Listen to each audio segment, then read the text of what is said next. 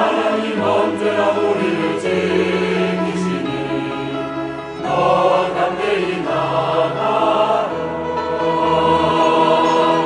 모든 장사와 모든 어둠의 권세 주 이름으로 능히 대적하네.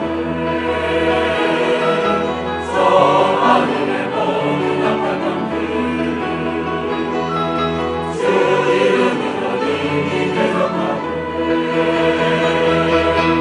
주님의 앞뒤를 잇고 성령의 검을 들라.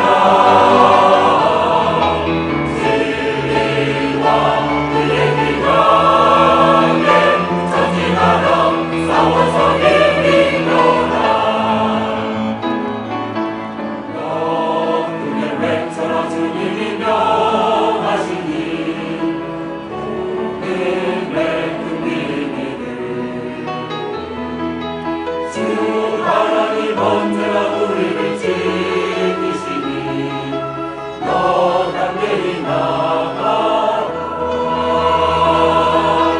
모든 장사와 모든 어둠의 권세 주 이름으로 능히 대적하네. 저 하늘의 모든 악한 영들 주 이름으로 능히 대적하네. 주님의 박수를 잇고 성령의 검을 들라. 진리와 그의 비명에 전진하라. 싸워서 이기노라. 주님의 박수를 잇고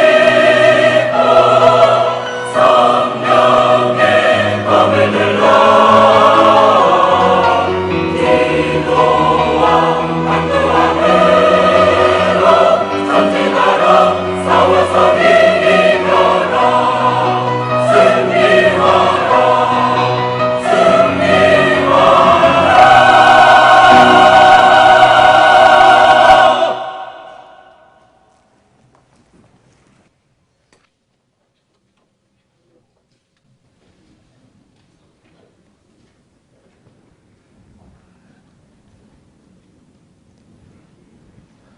우리 장 같이 기도드리겠습니다.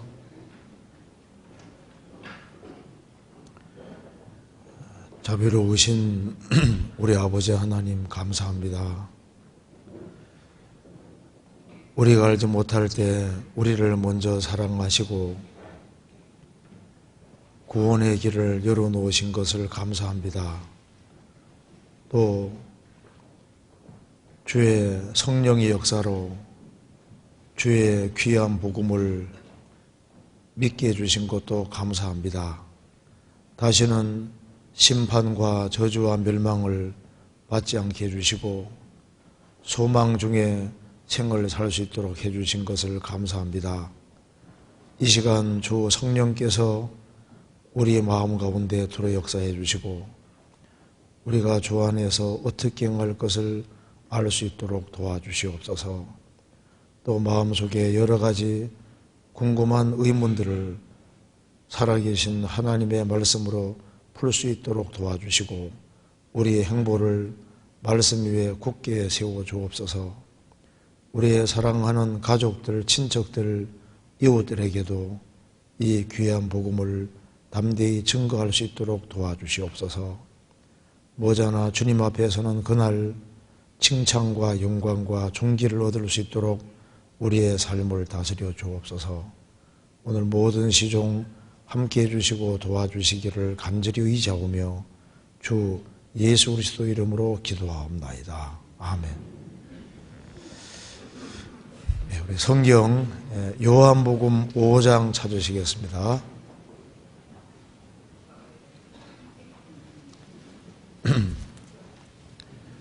요한복음 5장 39절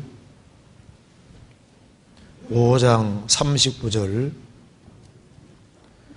같이 읽겠습니다. 너희가 성경에서 영생을 얻는 줄 생각하고 성경을 상고하거니와 이 성경이 곧 내게 대하여 증거하는 것이로다. 거기까지입니다. 우리가 저번에 일주일 동안 같이 하나님 말씀을 배웠습니다. 오늘은 그 어제 말씀에 이어서 구원받은 이후의 신앙생활에 대해서 최대한 간략하게 말씀을 드려보도록 하겠습니다. 오늘 빨리 끝내면 좋겠죠? 할 때 12시 반에서 40분 그 사이에 할 때 최대한 끝내도록 하겠습니다. 왜 30분이 안 끝났나? 30분에 끝나면 좋은데 할 때 늦어도 한 40분까지는 끝내도록 해보겠습니다. 30분 됐는데 혹시 안 끝난다고 쉽게 안 봐도 괜찮습니다. 최대한 빨리 끝내겠습니다. 여기 요한복음 5장 39절에 말한 대로 성경은 예수님 한 분을 증거하는 것이 목적입니다. 그리고 성경을 상고하는 목적은 예수 그리스도로 말미암아 영생을 얻는 것이 첫 번째 중요한 목적입니다.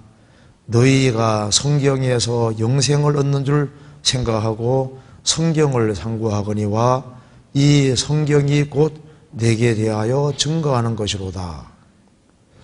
성경은 예수님 한 분을 증거하는 것이 목적입니다. 그런데 40절에 보면은 그러나 너희가 영생을 얻기 위하여 내게 오기를 원하지 아니하는도다. 예수님 당대 유대 종교가들은 성경을 열심히 상고했지만은 예수님께는 오질 못했습니다. 왜냐하면 그들은 율법을 지킴으로 천국 간다고 생각했기 때문에 결국은 예수님 앞에까지 인도되지 못하고 영생을 얻지 못했습니다. 하나님께서 모세 통해서 율법을 내려주신 것은 예수님을 믿도록 하는 통로로 주신 겁니다. 율법은 거울이 되어서 거울 앞에 서면 우리 모습을 알 수 있는 것처럼 율법 앞에 서면 우리가 죄인이란 걸 깨닫게 되고, 그래서 죄를 내가 해결할 수 없으니까 죄를 해결해 줄 수 있는 예수님 앞에 와서 예수님을 믿음으로 영생을 얻도록 하신 겁니다. 성경은 예수 그리스도를 믿음으로 말미암아 영생 얻는 길을 알려주는 겁니다. 또 많은 사람들이 교회를 다니지만은 어떻게 하는 것이 믿는 것인지를 잘 모릅니다. 근데 예수님을 믿는다고 하는데 그 내용을 조사하면은 아주 가지각색인 거예요. 어떤 사람은 예수를 믿기는 믿는데 예수라는 명칭만 믿고 있는 사람도 많습니다. 어떤 사람은 또 열심히 착하게 살게 해주시는 예수, 또 어떤 사람은 삶의 모범으로서의 예수를 믿고 있는 사람도 있고, 또 어떤 사람은 반 이루었다 예수를 믿는 사람도 있습니다. 어떤 사람은 또 거의 이루었다 하는 예수를 믿는 사람도 있습니다. 어떤 사람 보면 또 거의 다 이루었다 예수를 믿는 사람도 있거든요. 성경 예수는 무슨 예수입니까? 다 이루었다 예수입니다. 제가 한 번은 그 지역교회 전도 집회를 갔는데 아주 어떤 교회 권사님입니다. 그래서 얼마나 그 교회 열심인지 교회당에 이부자리까지 깔아놓고 일주일에 아주 며칠씩은 아주 기도하시는 분인 거예요. 그 기동 권사입니다. 그런데 딸이 먼저 구원을 받고 난 이후에 어머니 그렇게 해서 천국 가는 것이 아니라고 하는데 뭐 들을 리가 없죠. 그래서 계속 이제 어머니와 다툼이 이렇게 있었는데 한 번 이제 전수표를 갔는데 그 어머니가 이제 아침마다 와서 이제 조금씩 친해지면서 이제 얘기를 하게 됐습니다. 그래서 이제 첫날 말씀 듣고 이제 그 다음날 또 잠깐 성경으로 얘기해주고, 또 그 다음날 또 저녁에 말씀 듣고 또 성경 얘기해주고, 그래서 자꾸 듣다 보니까 내가 지금 잘못 믿고 있구나, 이제 그걸 점점 깨달아 가더라고요. 그래서 이제 목요일쯤 되니까 교회당에서 이부자리를 다 가져옵니다. 이게 아니다, 무조건 막 기도만 세게 한다고 되는 문제가 아니다 그 말입니다. 그래서 금요일 날 말씀 듣고 구원을 받았습니다. 구원 받고 사람이 완전히 바뀐, 지금 돌아가셨는데요. 그분이 간증을 하는데 뭐라 간증하냐 하면은 나는 지금까지 예수를 믿었는데 하라는 예수만 믿었다는 거예요. 그럼 열심히 충성하고 봉사하고 이제 하라는 예수를 믿었는데 성경을 배워보니까 성경의 예수는 다 이루었다 예수네. 예수님 죽으실 때 다 이루었다 하시지 않습니까? 구원을 다 완성하신 예수고 영원히 죄를 처리하신 예수고 다 이루었다는 예수인 겁니다. 그럼 주님이 다 하셨으면은 내가 할 것이 없잖아요. 나는 그 하신 것을 감사합니다. 받아들이면 되게 되는 거라. 그러니까 이렇게 간단하게 돼 있고, 그러니까 이제 주님이 다 하셨으니까 내가 할 일은 정말 그걸 감사하는 마음을 가지고 이제 살아가는 것은 결과적으로 살아가는 거니까 이게 한꺼번에 딱 이해를 하시더라고. 그리고 얼마나 그 신앙생활을 멋지게 하셨는데요. 그래서 사람들이 믿는데 그 내용 조사하면 너무너무 다양한 거예요. 그리고 믿는다고 할 때 믿는 건 뭘 하는 것이 아닙니다. 성경 요한복음 3장 보시겠습니다. 3장 14절을 보시겠습니다.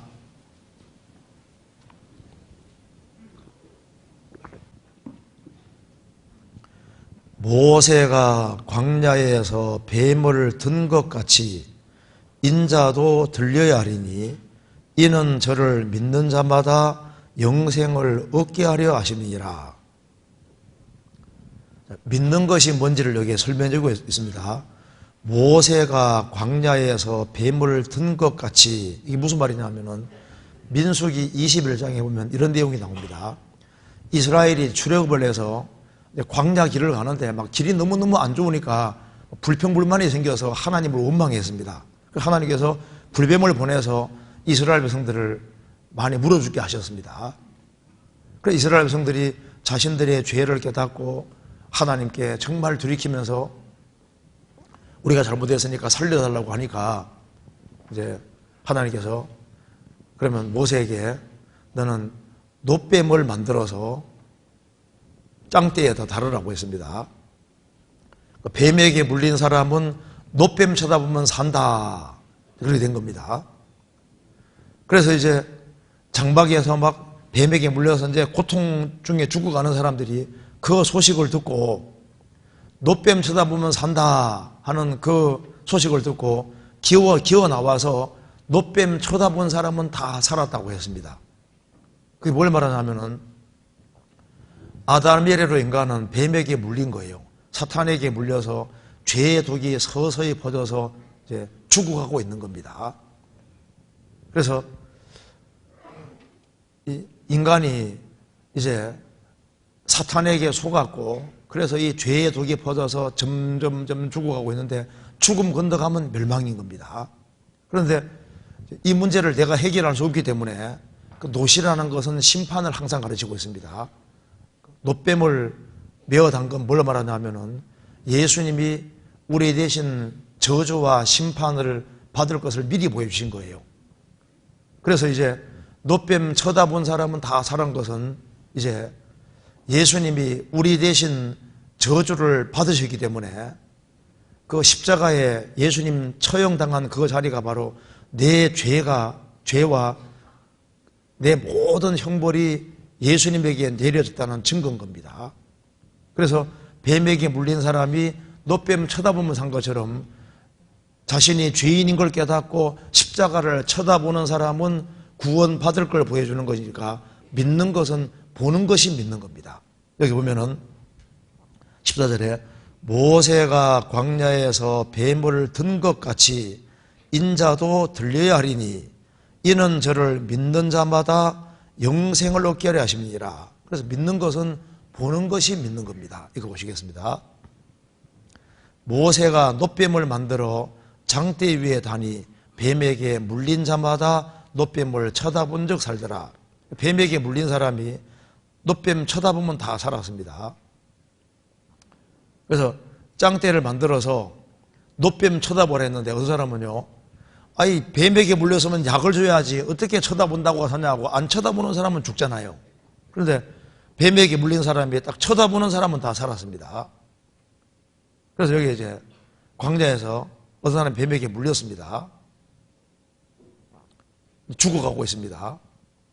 그래서 불뱀 만들어서 달았는데 노뱀 쳐다본 적 살더라. 노뱀 쳐다보면은 사는 거예요. 이걸 왜 이런 걸 만들어 두셨냐면은 노뱀 쳐다보면 사는 것처럼 뱀을 든 것처럼 예수님도 들려야 하리니 이는 저를 믿는 자마다 영생을 얻게 하심이니라. 그래서 내가 죄로 죽어가고 있는데 예수님이 십자가에서 내 대신 저주를 받고 온 세상 죄에 짊어질 때 나의 모든 죄도 짊어지신 겁니다. 그래서 예수를 보면서 산다 그 말입니다. 예수를 쳐다보는 것이 뭡니까? 예수를 믿는 거다 그 말입니다.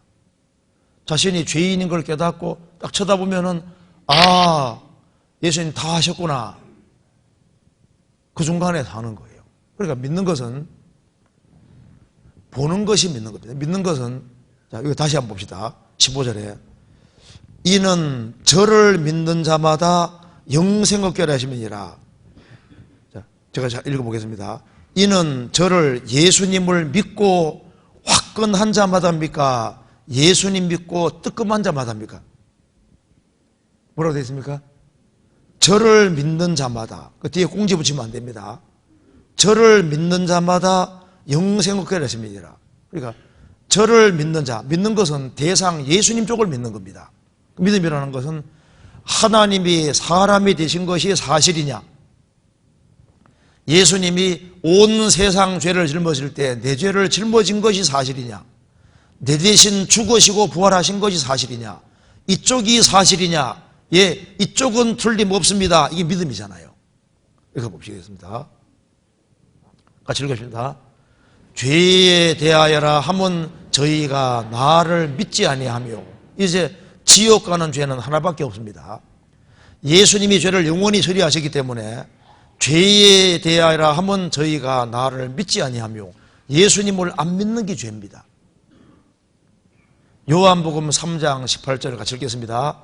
저를 믿는 자는 심판을 받지 아니하는 것이요 믿지 아니하는 자는 하나님의 독생자의 이름을 믿지 아니하므로 벌써 심판을 받은 것이니라. 저를 예수님을 믿는 자는 심판을 받지 아니하는 것이요. 왜? 예수님의 심판을 대신 다 받았으니까 심판 안 받습니다. 믿지 아니하는 자는 하나님의 독생자 이름이 예수인데, 예수란 말 뜻이 구원입니다.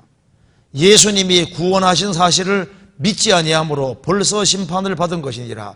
벌써 심판받았다는 것은 믿지 않는 사람에게는 사형 선고가 내려져 있고 죽음 건너가면 심판이 집행될 걸 말씀하는 거예요.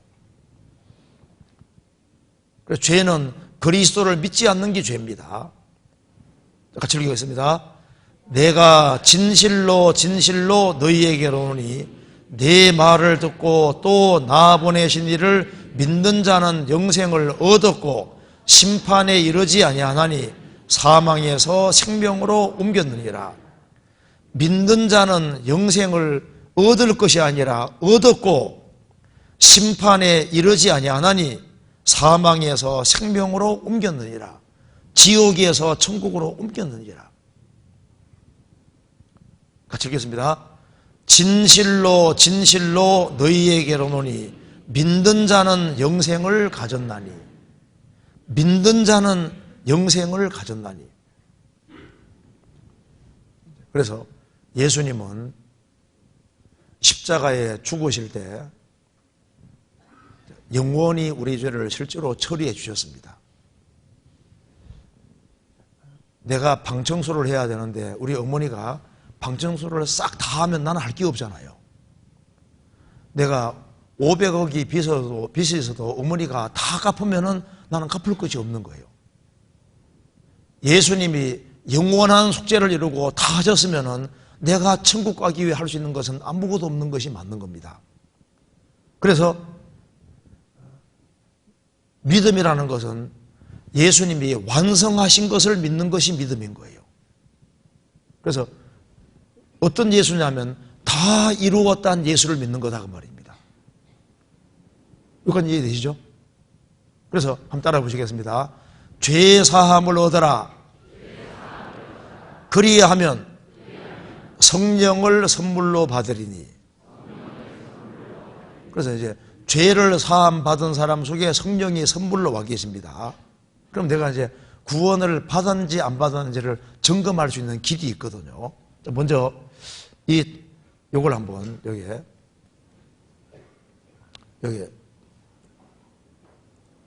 죄 사함을 얻으라 그리하면 성령을 선물로 받으리니 이렇게 말씀하셨는데, 죄를 사한 것은 피니까 여기 204장 1절 먼저 같이 불러봅시다.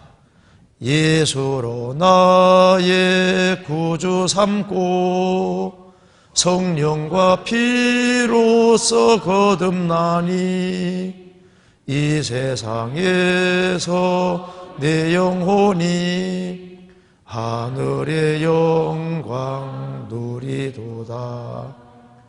이것이 너의 간증이요 이것이 나의 찬송일세. 나 사는 동안 끊임없이 구주를 찬송하리로다.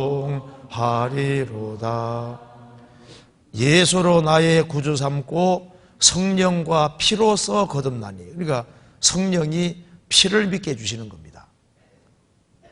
이것이 나의 간증이요 이것이 나의 찬송이요. 어떤 사람은 간증하는데 간증해보라 그러면요, 뭐 기도했는데 뭐 아주 응답받았다, 물론 좋지요. 뭐 기도했는데 병이 싹 나았다, 기도했는데 뭐 특별한 게 이루어졌다, 물론 그것도 물론 간증은 간증이지만은 천국 가는 간증은 무슨 간증일까요? 성령과 피로써 거듭나니. 그 피공로가 믿어지는, 이제 이게 진짜 간증인 거예요. 그렇잖아요. 그러면 이제 내가 성령을 받았는지 안 받았는지를 알 수 있는 길이 있습니다. 요한복음 16장을 찾아보시겠습니다.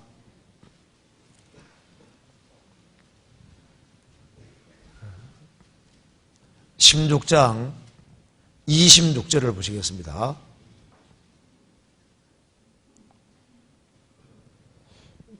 내가 아버지께로서 너희에게 보낼 보혜사 곧 아버지께로서 나오시는 진리의 성령이 오실 때 그가 나를 증거하실 것이요. 성부 하나님은 구원을 계획했고 성자 하나님 예수님은 십자가에 죽어서 피를 흘림으로 구원을 완성하셨고, 성령님은 오셔서 하는 제일 첫 번째 중요한 일이 예수님을 믿게 하기 위해 오신 거예요. 그래서 성령이 오실 때 그가 나를, 예수님을 증거하실 것이요. 그래서 이제 성령이 오시면은 이런 걸 깨닫게 해줍니다. 16장 8절입니다.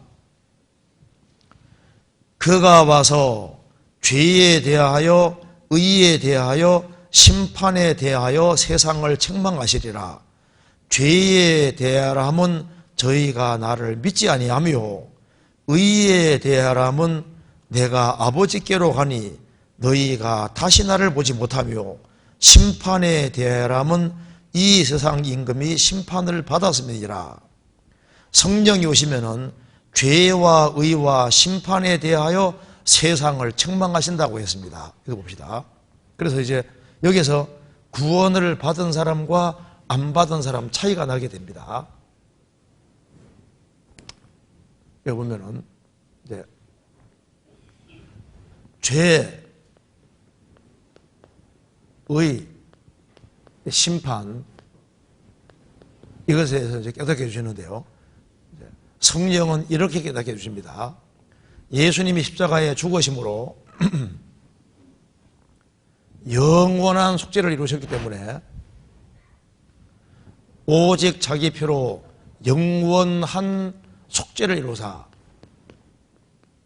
영원부터 영원까지 죄를 사하셨으니까 성령은 뭐라고 깨닫게 해주냐면은 이제 예수님이 피로써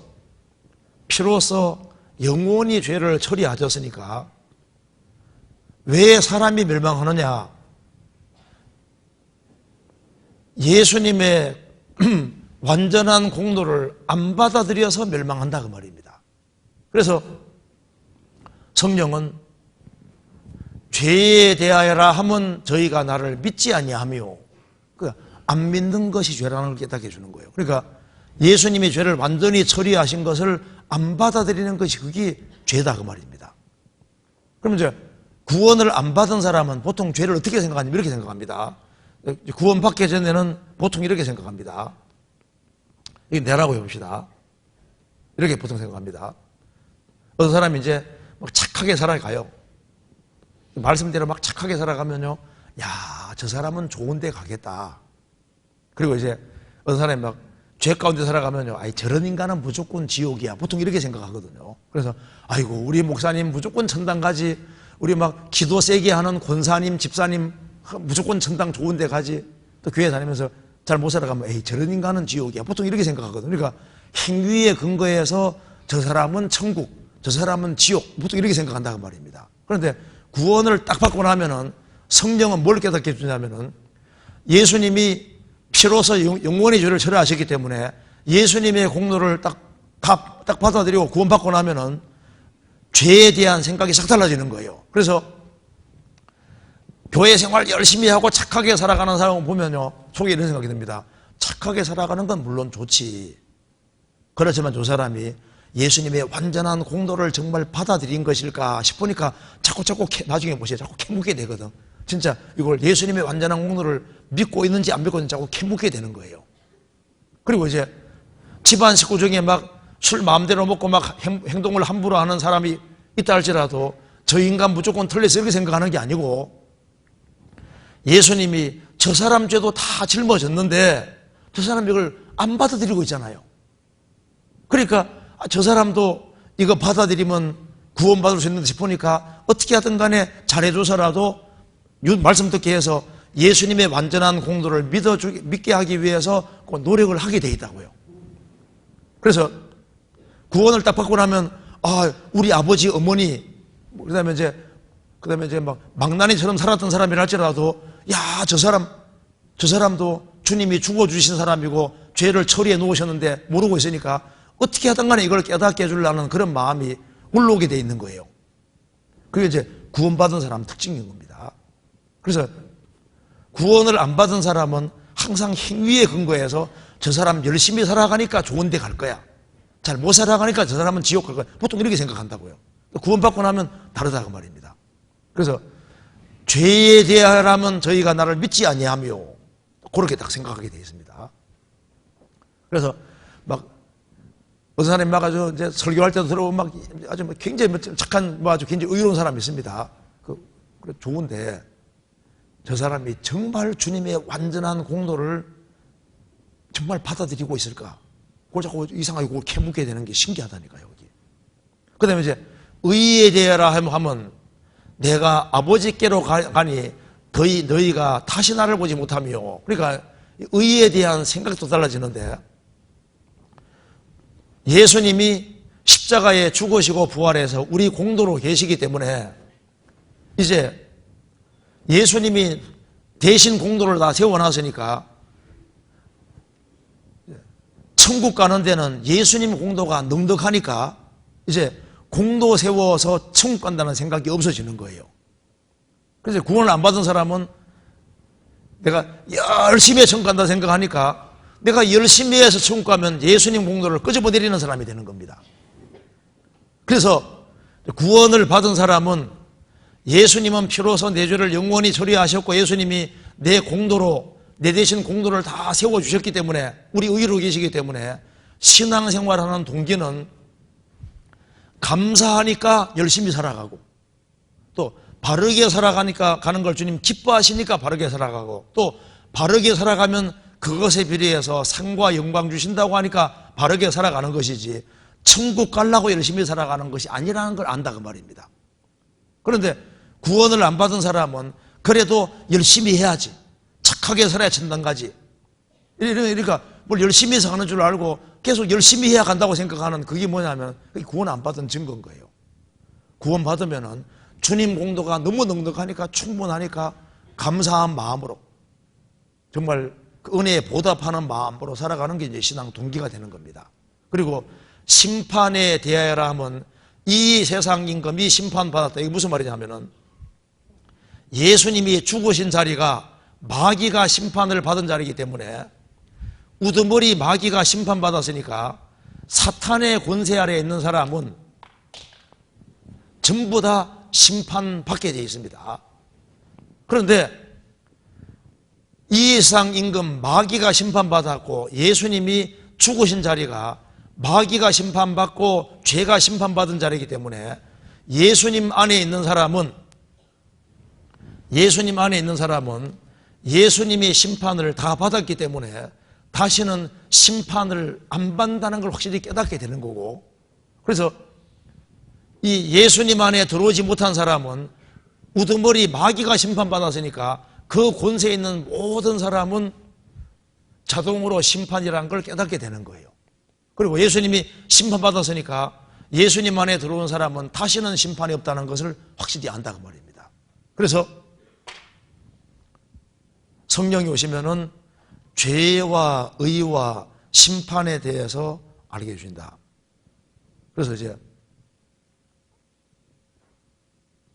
죄 사함을 얻어라.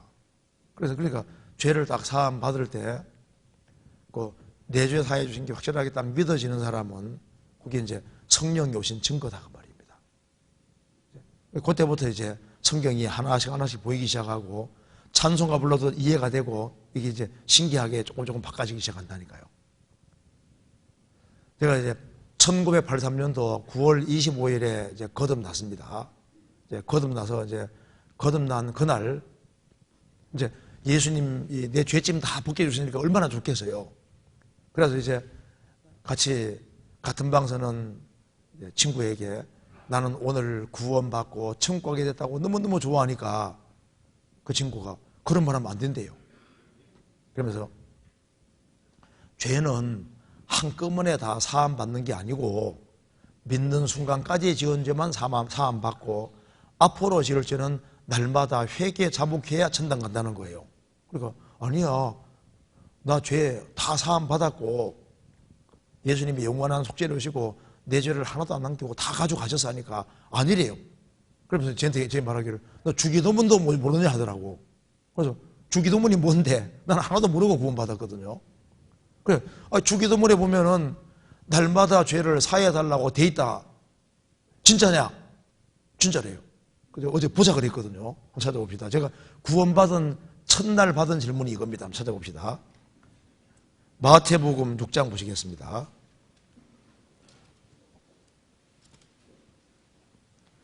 6장 9절입니다.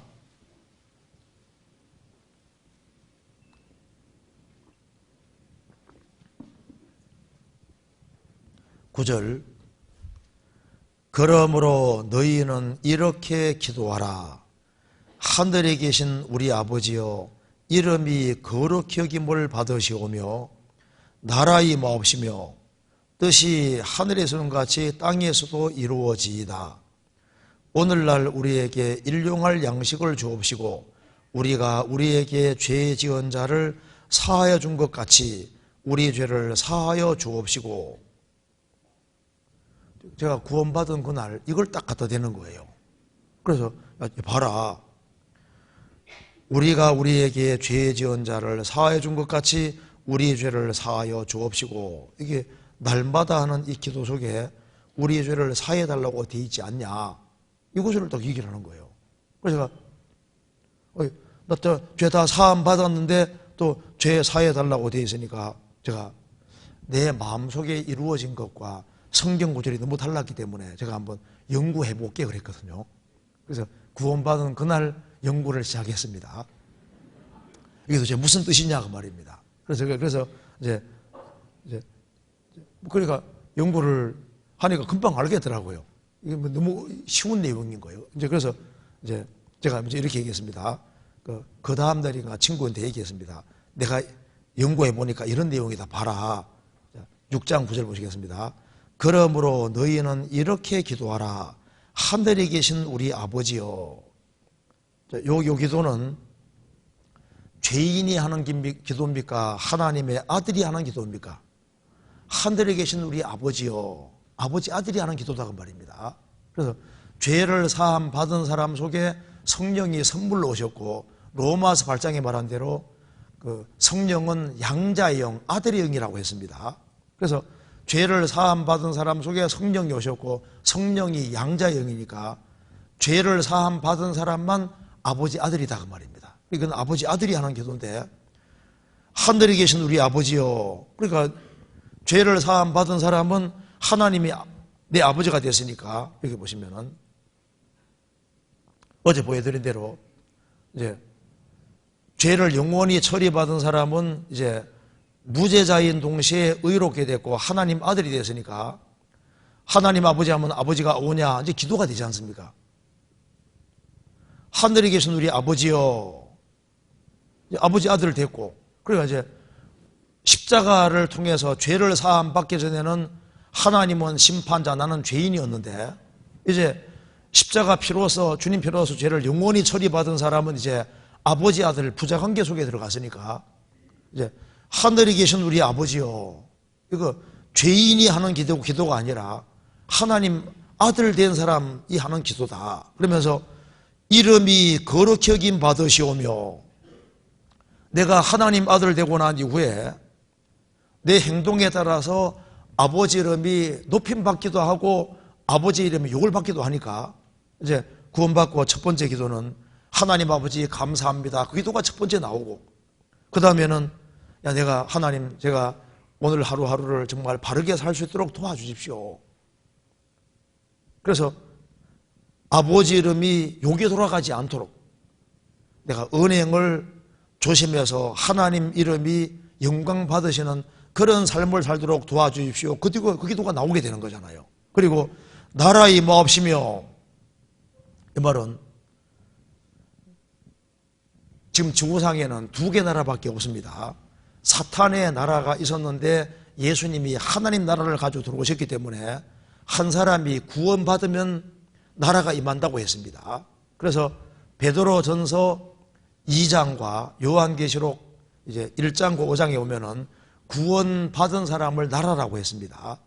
그래서 한 사람이 구원받을 때 주님이 통치하시는 거니까 나라가 그 사람에게 임하게 되는 거니까, 내게 나라가 임한 것처럼 또 다른 사람이 구원받으면 나라가 임하게 되는 거니까, 내게 하나님 나라 임했으니까 내 사랑하는 가족들, 친척들, 이웃들에게도 이 구원의 복음을 전해서 한 사람 한 사람을 구원의 길로 인도하면 나라가 임하게 되는 거예요. 그리고 뜻이 하늘에서는 같이 땅에서도 이루어지이다. 구약시대 때는 하나님의 뜻이 이스라엘 통해 이루어졌고, 예수님이 죽으시고 부활하신 후에는 하늘에서 이루어진 그 뜻이 교회를 통해서 이루어지는 거니까, 이제 구원받고 난 이후에는 교회가 무엇인지를 알고 교회에 연결되어서 이제 교회에 동참하고 하나님이 역사를 이루시는 그것에 동참할 것을 말씀하는 겁니다. 같이 협력할 걸 말씀하시는 거예요. 그리고 우리에게, 오늘날 우리에게 일용할 양식을 주옵시고, 이제 구원받고 나면은 육신의 양식만 필요한 게 아니라 영혼의 양식이 필요하잖아요. 그래서 사람이 떡으로만 살 것이 아니요 하나님 입으로 나오는 모든 말씀으로 살 것이니라. 사람은 육체는 떡으로 살지만은 영혼은 하나님 말씀으로 살아가는 거니까 우리에게 일용할 양식을 주옵시고, 그리고 우리가 우리에게 죄 지은 자를 사하여 준 것 같이 우리의 죄를 사하여 주옵시고. 그래서 이 친구가 이걸 딱 묻기 때문에, 봐라 친구야, 이거는 내가 연구해 보니까 이런 내용이다. 그래서 그 당시에 설명해 준 걸 잠깐 이렇게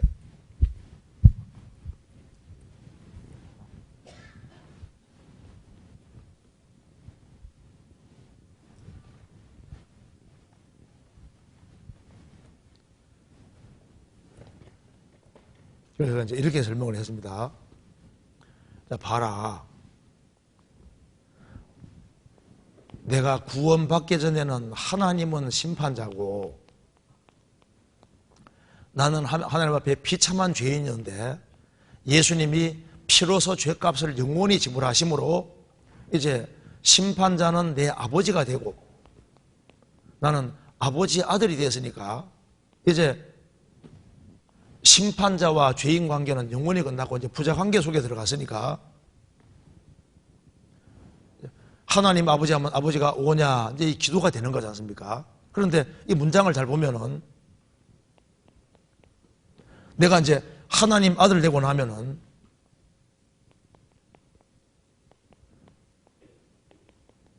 내게 내 마음을 건드리고 내게 죄 짓는 사람이 많이 생길 수 있습니다. 그래서 우리가 우리에게 죄 지은 자를 우리가 사해 준다고 했습니다.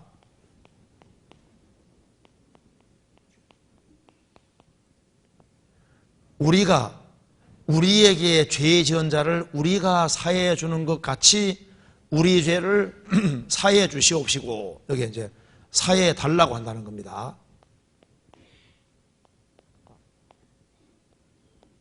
자, 그러면 여기 이 문장 보면은 우리가 우리에게 죄 지은 사람을 우리가 사해 주는 것 같이 하나님 아버지께 사해 달라고 했으니까, 여기 사해, 내가 사해 주는 거하고 사해, 아버지께 사해 달라고 하는 것은 개념이 똑같잖아요. 동일 개념이니까. 그러면 여기 내게 죄 지은 사람을 내가 사해 준다 할 때 이 사해 준다는 개념이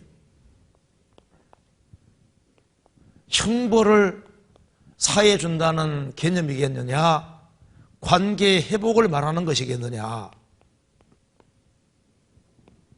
어떤 사람이 내게 거짓말을 했습니다. 내가 이제 용서해 줬어요. 용서해 주면은 이 사람이 내게 범한 것에 대한 형벌을 사해 주는 게 아니잖아요. 내가 용서해 주면 이 사람과 계속적으로 관계를 유지할 수 있는 겁니다. 그러니까 그것처럼 사해 달라고 하는 개념은 똑같은 개념이니까, 봐라, 여기 우리가 내게 죄 짓는 사람을 내가 사해 준다 할 때 이 사람의 형벌을 사해 줄 수 있으면 얼마나 좋겠어요.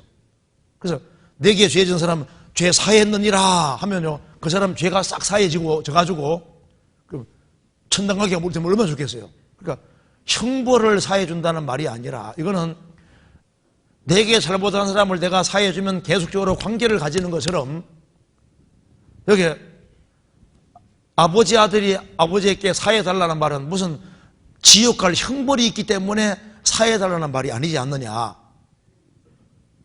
그러니까 십자가로서 심판이 끝이 났으니까 이 아버지 아들이 혹 잘못할 때 아버지 잘못했습니다, 용서해 주세요, 아버지 다음부터 그렇게 하지 말아라, 이 자백과 용서는, 자백은 헬라 말로 동의입니다. 동의. 그러니까 아버지 잘못한 게 맞지 하면 잘못된 거 맞아요, 아버지 잘못했습니다, 자백하면 다음부터 그렇게 하지 말아라, 용서해 줄 때 이 자백과 용서는 뭘 위한 거냐 하면은 아버지 아들 간의 친밀한 사귐을 위한 것이지 무슨 받을 벌이 있기 때문에 사해달라는 말이 아니지 않느냐. 그래서 제가 그래서 주님이 피로써 죄를 영원히 처리하셨으니까 형벌이 영원히 끝이 났고, 아들은 자백을 하든 안 하든 항상 아들이지 않느냐. 그래서 제가 설명을 쭉 했거든요. 그러니까 정부가 아니래요. 내가 물어본다 그랬거든. 내가 교회 가서 주일에 가면 내가 확실히 물어보겠다고. 그래서 가서 물어보니까 네 얘기가 맞잖아요. 그래서 이제 이렇게 자꾸 얘기하다 보니까 모태교인인데 너무 모르는 거예요. 나중에 보니까 이 친구는 열심은 있는데 뭘 너무 모르네. 이렇게 간단한 사실이 안 깨달아진다고 말입니다.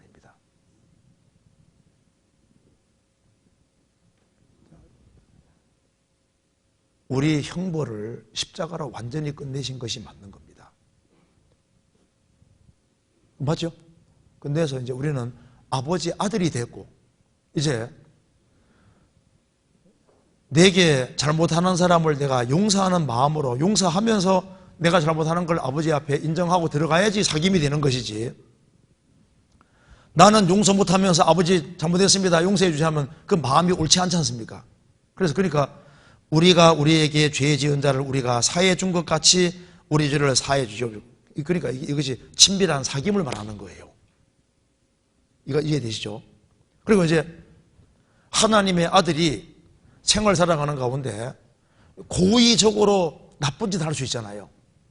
그러면은 아버지 아들이란 것은 불변이지만은 고의적으로 나쁜 짓 하면요, 아버지 잘못했습니다 하면 아버지 뭐라 그럽니까?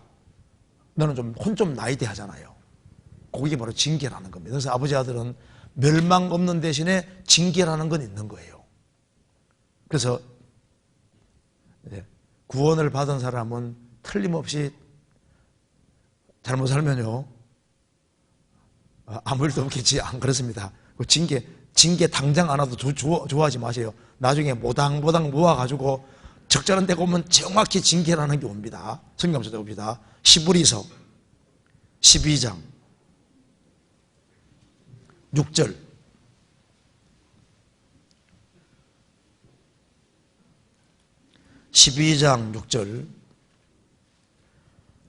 주께서 그 사랑하시는 자를 징계하시고 그의 받으시는 아들마다 책찍질하심이라 하였으니 너희가 참음은 징계를 받기 위함이라. 하나님이 아들과 같이 너희를 대우하시나니 어찌 아비가 징계하지 않은 아들이 있으리요. 징계는 다 받는 것이거늘 너희에게 없으면 사생자요 참 아들이 아니니라. 한번 따라합시다. 하나님이 아들과 같이 너희를 대우하시나니. 이제 주님 피로 죄를 영원히 사함받은 사람은 아들과 똑같이 아들처럼 대접하시는 거예요. 그러면 아버지가 징계하지 않는 아들이 있으리요. 남의 집 아들은 내버려둬도 자기 아들에게는 소망이 있으니까 근실하게 징계하잖아요. 그래서 하나님 말씀하시기를 징계는 다 받는 것이거늘 너희에게 없으면 사생자요 참아들이 아니니라. 남의 집 아들은 내버려둬도 자기 아들은 소망이 있으니까 근실하게 징계합니다. 하나님의 아들은 곁길로 계속 못 가요. 곁길로 가면 주님이 딱 봐서 간섭하셔가지고 제자리에 갖다 놓습니다. 왜? 아버지 아들이니까. 그래서 내가 계획적으로 속여 먹었다. 나중에 보세요. 정확히 속임 당하고 남의 돈을 떼먹었다. 나중에 보면 자기 지갑에 그쪽에 구멍이 탁 나게 돼 있습니다. 신기하거든요. 근데 하나님은 지능이 무한대입니다. 혼내키는 방법을 정말 많이 가지고 계세요. 그래서 하나님을 이기려고 생각하면 안 되거든요.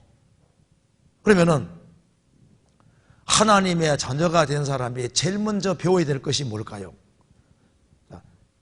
자녀가 태어나면 영어 수학부터 배워야 되는 겁니까? 부모 말에 순종하는 것부터 배워야 됩니까? 순종하는 것을 배워야 되는 겁니까? 제가 한번 질문 하나 해보겠습니다. 아버지가 심부름을 시킨다. 첫째, 말로 할 때 한다. 두 번째, 조금 얻어맞고 한다. 세 번째, 끝까지 버티다 쫓겨난다. 몇 번째입니까? 말로 할 때 한다. 말로 할 때 하는 게 제일 좋은 거예요. 아버지 말씀하시면 네, 이게 제일 빠른 길이거든요. 그리고 이제 저도 이제 구원을 딱 받고 난 다음에 저는 구원받으면 신령님이 되는 줄 알았습니다. 그래서 왜 구원받고 싶었냐 하면은 저를 인도하는 친구 때문에 구원받고 싶어 한 게 아니라 저를 인도한 친구 어머니가 제가 이제 교회 갔을 때 저를 빵집에 데려가서 있지 않습니까? 빵을 먹이면서 구원을 받아야 된다고 얘기를 하는데 제가 그 어머니 얼굴을 딱 보니까 구원받고 싶은 마음이 확 올라오더라고요. 제가 그 당시에 봤을 때 분명히 그 어머니 속에 다른 분이 살고 있는 거예요. 나도 저분처럼 돼야 되겠다 이런 마음이 그냥 확 올라와서 구원받으면은 죄를 한 번도 안 짓게 되는 줄 알고 너무너무 좋아가지고 왜냐하면 죄를 안 지으려고 노력을 참 많이 했거든요. 그러니까 이제 10대 지나면 죄가 자꾸 올라오니까 이게 갈등이 되는 거예요. 바르게 살고 싶은데 이게 죄가 자꾸 올라오니까 그래서 어떻게 하면 이게 죄 안 짓고 살 수 있을까 고민을 참 많이 했거든요. 그래서 이제 구원이라는 걸 받으면 죄를 하나도 안 짓게 되는 줄 알고 너무 좋아가지고 그 친구 어머니 딱 보니까 야 구원받은 그 생각이 확 들어가는 거예요. 그래서 이제 구원받기를 간절히 원했는데 구원을 딱 받고 난 다음에 죄짐을 딱 벗었을 때 야 이제는 정말 죄의 세방이고 다시는 죄 안 짓게 되는 줄 알았습니다. 너무 좋아했는데 좀 시간 지나가니까 나 죄역이었다고 올라오더라고요. 그래서 나 분명히 죄를 다 사함 받았는데 어떻게 해서 죄가 자꾸 올라오지? 그래서 속을 딱 들여다보니까 다 있는 거예요. 나중에 보니까 죄 값은 지불됐는데 죄의 기질은 남아있더라니까요. 한번 따라해 봅시다. 육으로 난 것은 육이요 성령으로 난 것은 영이니. 아니, 거듭나는 것은 영이 거듭나는 것이지 육이 거듭난 게 아니더라니까요. 그래서 나중에 보니까 그대로 있네. 죄값은 지불됐는데 기질은 그대로 남아있는 거예요. 이거 봅시다. 우리가 이제 구원을 받았다고 할 때, 구원받았다는 말은 죄를 사함 받았다, 의롭다 함을 얻었다, 하나님의 자녀가 됐다, 영혼이 지옥 안 가게 됐다, 그런 말입니다. 한번 따라합시다. 믿음의 결국 곧 영혼의 구원을 받음이라. 그래서 이제 구원받은 사람은 그 영 속에 성령이 들어와 계십니다. 그래서 이제 죄를 사함받은 사람 중에 성령이 와 계신데, 구원을 받았다고 해도 여기에 헬라 말로 소마인데, 소마는 영어로는 바디고 우리나라 말로 몸입니다. 그리고 사르커스는 아담에게 전받은 죄의 기질을 가르치는데, 죄의 기질, 영어로 플래시 혹은 심플레이션인데 죄된 본성입니다. 구원을 받았다고 해서 이 죄의 기질이 사라진 것이 아니더라니까요. 그래서 주님은 우리를 구원하실 때 피로 몸도 값주고 사셨기 때문에 주님이 재림하시면은 이 죄의 기질을 없애시면서 영혼과 몸 전체를 피로 값주고 하셨으니까 우리 몸도 영혼도 영광스럽게 부활시키면서 죄의 기질을 없애시니까 주님 다시 오시면은 죄를 지울 수가 없게 되는 거예요. 그런데 구원받을 때부터 주님 앞에 갈 때까지 이 죄의 기질은 그대로 남아있다 그 말입니다. 같이 읽어보겠습니다. 육체의 더러운 것을 제하여 버림이 아니요 오직 선한 양심이 하나님을 향하여 찾아가는 것이니라. 구원받아도 육체의 더러운 것을 제해버린 것이 아닌 거예요. 그래서 제가 이 성경 딱 보니까 죄값은 지불됐지만 기질은 남아있네. 제가 그래도 구원받기 전에는 제가 좀 괜찮은 사람이라고 착각을 하고 살았습니다. 그래서 제가 심지어 어떤 생각까지 했냐면 이런 생각까지 했습니다. 누가 나하고 결혼하면 좋겠다. 죄송합니다. 그 생각까지 하고 살았거든요. 그러니까 누가 나하고 결혼하면 좋겠다. 그러니까 뭐 술 안 먹고 담배 안 피우고 나쁜 짓 안 하고 사니까 제가 착한 사람이라고 했는데 구원받고 나니까 내가 착한 사람이 아니더라니까요. 구원받고 나니까 성경에 있는 온갖 종류의 죄를 지을 가능성이 내 속에 다 들어있는 거예요. 내가 억제를 하고 살아와서 그렇지 거기 그대로 다 있더라니까요. 그래서 제가 어떤 사람은요, 구원받고 난 다음에 자기가 죄인이라는 걸 더 깊이 느끼는 경우도 많거든요. 옛날에 창호지문이 있는 시절에 어떤 어르신이 밥을 맛있게 잡수고 계신데 창호지문 구멍 뚫린 쪽으로 햇살이 싹 비치는 거예요. 먼지가 뽀얗게 보이니까 아이고 더러워라 하면서 밥상 옮겨놓고 맛있게 드셨습니다. 원래 먼지 구렁텅이인데 한쪽으로밖에 안 보이는 거예요. 성령이 이제 우리 마음을 싹 비추시기 시작하면요, 내 속에 막 온갖 것들이 다 들어있는 거예요. 그래서 내가 착한 사람이 아니었구나. 그래서 나는 십자가에 죽을 만큼 원래 나쁜 인간인데 그 기질이 다 들어있는데 내가 통제를 더 많이 시킨 것 뿐이지 그대로 있는 거거든요. 그래서 나는 마땅히 십자가에 죽을 사람이기 때문에 대신 처형시킨 것이 맞다 그 말입니다. 그래서 이제 구원을 받고 난 이후에 죄의 기질이 남아있는데 이걸 내 힘으로 이길 수가 없습니다. 그래서 하나님께서 구원받은 이후에 신앙생활의 방법을 알려주신 거예요. 어떻게 하면 우리가 신앙생활 잘할 수 있을까? 이거 봅시다. 구원받고 나면은 이런 현상이 벌어집니다. 여기 참새하고 쥐하고 줄로 묶어도 어떠든가 혹은 독수리와 쥐를 묶어둔 거 비슷해요. 그런데 여기 안 죽거든요. 그러니까 구원받은 사람 속에는 성령이 와 계시고 죄의 기질도 있고 그래서 이 둘이 항상 싸우는데 쥐하고 참새하고 묶어놓으면 누가 이길까요? 쥐 쪽이 이기잖아요. 이건 날아가려고 하고 이건 지구멍 들어가려고 하고. 그런데 독수리 같은 경우는 나가 딱 채가지고 가잖아요. 그것처럼 구원받은 사람에게는 속사람이 있고 겉사람이 있는데 우리 속에는 타락된 기질은 세상으로 가고자 하는 마음이 있는 거예요. 또 우리 속에 있는 속사람은 나를 위해 죽으시고 부활하시고 나를 사랑해 주신 주님 앞에 영광 돌리고자 하는 마음이 있는데 이제 이 두 개가 티격태격 싸운다 그 말입니다. 그럼 누가 이기냐 하면은 잘 먹여주는 쪽이 이깁니다. 그래서 우리 속사람을 강건하게 하면 속사람이 이기는 거예요. 속사람은 안 비기고 맨 그 사람은 비기면 그 사람이 이제 육신이 이겨서 세상으로 딸려가면서 오라 나는 공고한 자로 이 갈등이 생기는 겁니다. 그래서 이제 이 두 개가 이제 갈등이 있는데 죄를 사함받은 사람 속에 오신 성령이 절대 안 나가십니다. 또 구원받아도 죄의 기질도 안 없어져요. 그러니까 이제 잘 먹여주는 쪽이 이깁니다. 그래서 이제 구원받고 나면은 이제 이런 문제가 생깁니다. 이거 봅시다. 구원받으면은 세 가지 적이 생기는 거예요. 육신, 우리 속에 있는 죄된 본성이 있고 또 세속적인 세상에 주님 올 때까지 살아야 되잖아요. 세상에서. 그리고 마귀가 우리 영혼은 못 뺏어가도 신앙생활은 망치게 할 수 있으니까 세 가지 적이 있다고 말입니다. 그래서 이 세 가지 적이 있는데 이걸 우리 힘으로 못 이겨요. 그래서 하나님이 방법이라는 걸 주셨고 그래서 신앙생활의 원리를 꼭 깨우쳐야만 신앙생활을 잘할 수 있는 겁니다. 그럼 어떻게 하면은 육신을 이기고 죄 많은 세상을 이기고 마귀의 시험을 이기고 신앙생활을 잘할 수 있을까요? 이걸 위해서 우리가 알아야 될 것이 있습니다. 한번 따라합시다. 있을 곳에 있자. 그래서 제일 먼저 중요한 것이 일단 신앙생활은 뭘 하는 게 중요한 게 아니라 위치 지키는 것이 일단 제일 중요합니다. 성경에서 봅시다. 고린도 전서 7장입니다. 7장 17절 16절부터 제가 읽겠습니다. 7장 16절 아내 된 자여 내가 남편을 구원할런지 어찌 알 수 있으며 남편 된 자여 내가 내 아내를 구원할런지 어찌 알 수 있으리요.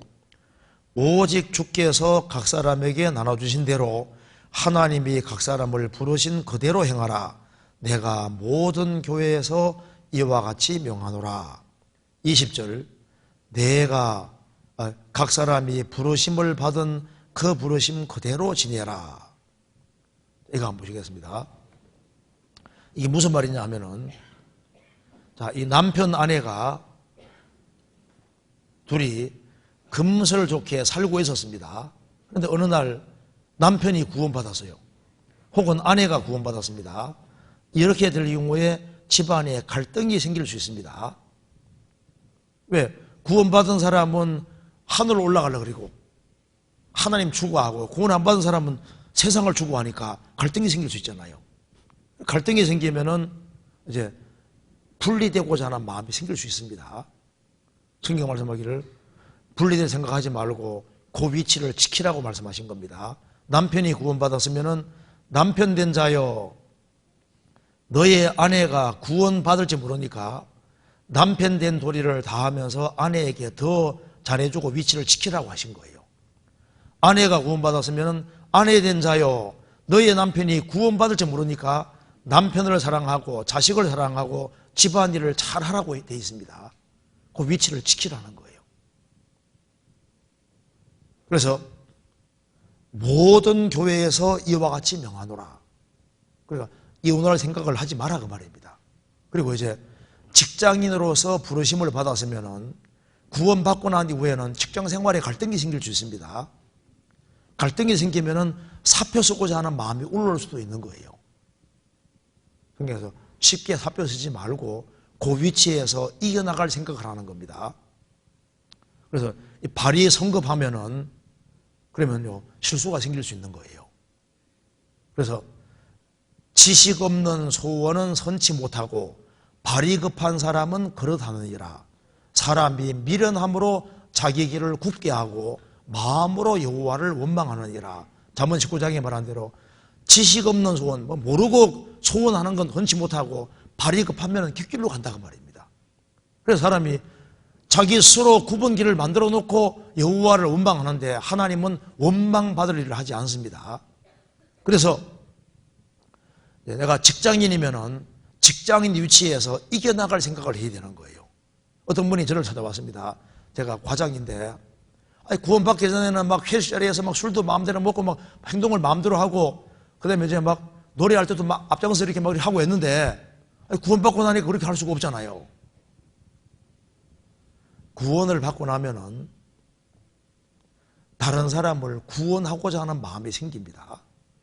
그래서 이제 구원받기 전에는 술을 마음대로 마셨을지라도 구원받고 나면 뭐 술 한잔 먹는다고 지옥 가는 문제가 아니잖아요. 그런데 술을 같이 걸치면서 자네도 한 잔 받아 하면서 이제 술 걸치면서 예수 믿으면 너무 좋아하면요. 믿을까요? 안 믿을까요? 속으로 야 너는 신식 예수 믿구나 이렇게 말할까요? 니나 잘 믿어도 속으로 이렇게 말할 거 아니에요. 그러니까 이제 같이 담배 후 하면서 있잖아요. 예수 믿어봐 좋아하면 믿겠어요? 안 믿겠어요? 니나 잘 믿어라. 그러니까 영혼을 건지려고 하면은 행동을 당연히 조심하게 하게 되는 거니까 회사 생활이 이게 껄끄럽잖아요. 그러니까 이제 사표 쓸 마음을 가지고 있는 겁니다. 그래서 대책도 없이 나오면 안 되니까 성경에서 그하고 이겨나가라고 돼 있다. 그래서 도무지 못 이기면은 주님이 피해야 할 길 준다고 말씀했습니다. 하고 제가 찾아줬습니다. 고린도전서 10장 보시겠습니다. 10장 13절. 제가 읽겠습니다. 사람이 감당할 시험 밖에는 너희에게 당한 것이 없나니 오직 하나님은 미쁘사 너희가 감당치 못할 시험 당함을 허락지 아니하시고 시험 당할 즈음에 또한 피할 길을 내사 너희로 능히 감당하게 하시느니라. 구원받은 사람에게는 감당할 이상의 시험이 없습니다. 그리고 하나님은 참되고 진실하신 분이기 때문에 감당치 못할 시험 당함을 허락하지 아니하시고 시험 당할 즈음에 피할 길을 주십니다. 그래서 거기에서 이길 뭘 주시든지 피할 길을 주든지 할 테니까 좀 기다리면서 주님의 인도하심을 기다리라 하니까 이분이 급해가지고 다른 분하고 상담했습니다. 그래서 용감하게 사표 쓰고 나와서 그때부터 일이 꼬이기 시작해서 오랫동안 고생했습니다. 그때 용감하게 사표 쓰고 나오는 것은 믿음일까요? 깡다구일까요? 깡다구. 내가 하나님의 아들이 아닐 수냐? 내가 여기 못한다고 일 안 한다고 밥 먹고 못 살 수냐 하면서 용감하게 사표 쓰는데 대책도 안 세우고 나오면 그럼 깡다구가 되는 거예요. 믿음은 깡다구가 아닙니다.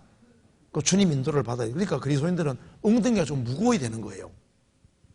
그래서 현재 내가 있는 위치가 주님 주신 위치라고 믿고 그 위치에서 최선 다하는 게 필요합니다. 왜냐하면 우리는 세상의 빛이고 세상의 소금인 거예요. 세상에 살도록 지음받은 겁니다. 필요하니까 그 위치를 두신 것을 믿어야 되는 거예요. 그래서 학생은 학생 위치를 지키고 학생 위치에서 최선 다해 공부하는 게 신앙생활인 거예요. 가정주부로 내가 부르심 받았으면 밥을 정성껏 짓는 게 신앙생활입니다. 남편과 자녀를 하고 집안일을 잘하는 게 그게 신앙생활인 거예요. 직장인은 직장생활을 충실히 하는 게 신앙생활입니다. 우리가 교회 안에서 보내는 시간은 일주일이라는 시간 속에 너무 작은 시간입니다. 그럼 아무리 많아도 보통 하루 되기 어렵잖아요. 그럼 6일은 뭐냐 그 말입니다.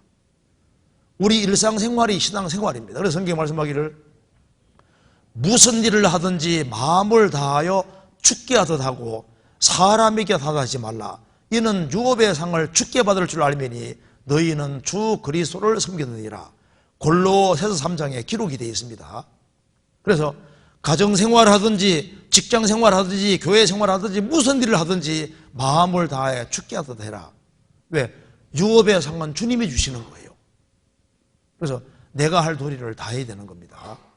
제가 왜 이 얘기를 말씀드리냐 하면 제가 구원받고 첫 번째 부딪힌 문제가 이 문제인 거예요. 제가 중학교 1학년 1학기가 좀 지나가니까 철이 들더라고요. 제가 이제 초등학교 처음 들어갈 때 아무 생각 없이 집주인만, 저희 어머니 아버지는 장사하느라 바빠가지고 누나 뒤만 졸졸 따라다니고 8살까지 아무 생각이 없었거든요. 그래서 저희 누나를 학교 보냈는데 7살에 보내니까 막 얻어쓰지고 자꾸 이제 오고 하니까 나이가 됐지만은 좀 키워가지고 보낸다고 8살 돼서 보낸 거예요. 저희 아버지가 8살 때 보냈는데 아무 생각 없이 아무것도 배운 것도 없이 그냥 집주인만 뱅글뱅글 돌다가 이제 학교를 처음이랑 가게 됐잖아요. 가게 됐는데 선생이 하는 얘기가 뭔지를 하나도 알아들 수 없는 거예요. 그래서 완전히 그냥 헤맸습니다. 그러다 이제 중학교 들어와서 이제 1학년 1학기 좀 지날 때 되니까 철이 들더라고요. 우리 어머니 저래 고생하시는데 공부를 좀 해야 되겠다. 그런 마음이 드는 거예요. 그래서 이제 방학 내내 한 달 동안 방학 내내 엉덩이를 땅에다 붙이고 공부를 이제 했습니다. 그래서 이제 한 달 정도 엉덩이를 붙이니까 이 습관이 딱 생기더라고요.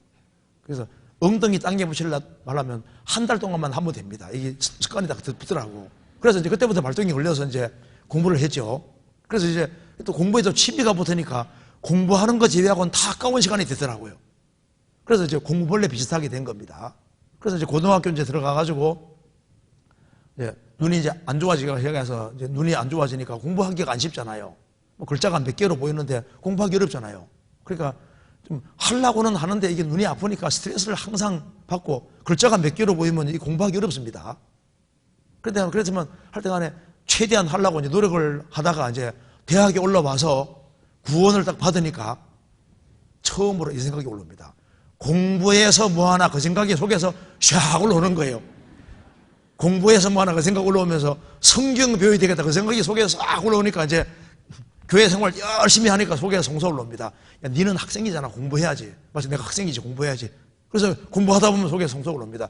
니는 크리스찬의 신앙생활 잘해야지. 신앙생활 잘해야지. 신앙생활 열심히 하다 보면 너는 학생이잖아. 공부해야지. 나중에 공부하다 보면 너는 크리스찬이잖아. 마음이 왔다 갔다 하는 거예요. 나중에 보니까 두 개를 다 해야 되더라니까요. 어떤 사람은 예수 믿는 핑계대고 자기 일을 열심히 안 하는데 그거 안 됩니다. 어떤 사람은 또 자기를 핑계대고 신앙생활 열심히 안 하는 그것도 안 되는 거예요. 두 개 다 해야 되는 거니까 어떻게 하면 될까요? 더 부지런해지면 돼요. 그리고 주님이 주시는 새로운 힘이라는 것이 있습니다. 사람들은 막 가정생활, 직장생활 그 두 개도 힘들어하는데 그리스도인들은 가정생활하고 직장생활하고 교회생활하고 전도생활하고 하는데도 다 하잖아요. 왜냐하면 새로운 힘이 있는 거예요. 오직 여호와를 앙망하는 자는 새 힘을 얻으리니 독수리의 날개치며 올라간 같을 것이요 다른 박질하여도 곤비 전하고 걸어가도 피곤치 아니하리로다. 그 구원받은 사람은 새로운 힘이 또 있습니다. 틀림없이 그거 있어요. 그러니까 이것저것 다 할 수 있게 해주시는 겁니다. 그래서 학생은 어머니가 아버지가 얘야 제발 공부 좀 그만해라 소리 들을 만큼 열심히 해야 됩니다. 코에 피가 나도록. 그렇게 하면요 어머니가 감동을 받아서 얼마나 기뻐하시겠어요. 제가 그 공주에서 어떤 어머니가 이제 아들 인도로 이제 교회 이제 공주 수양관에 온 거예요.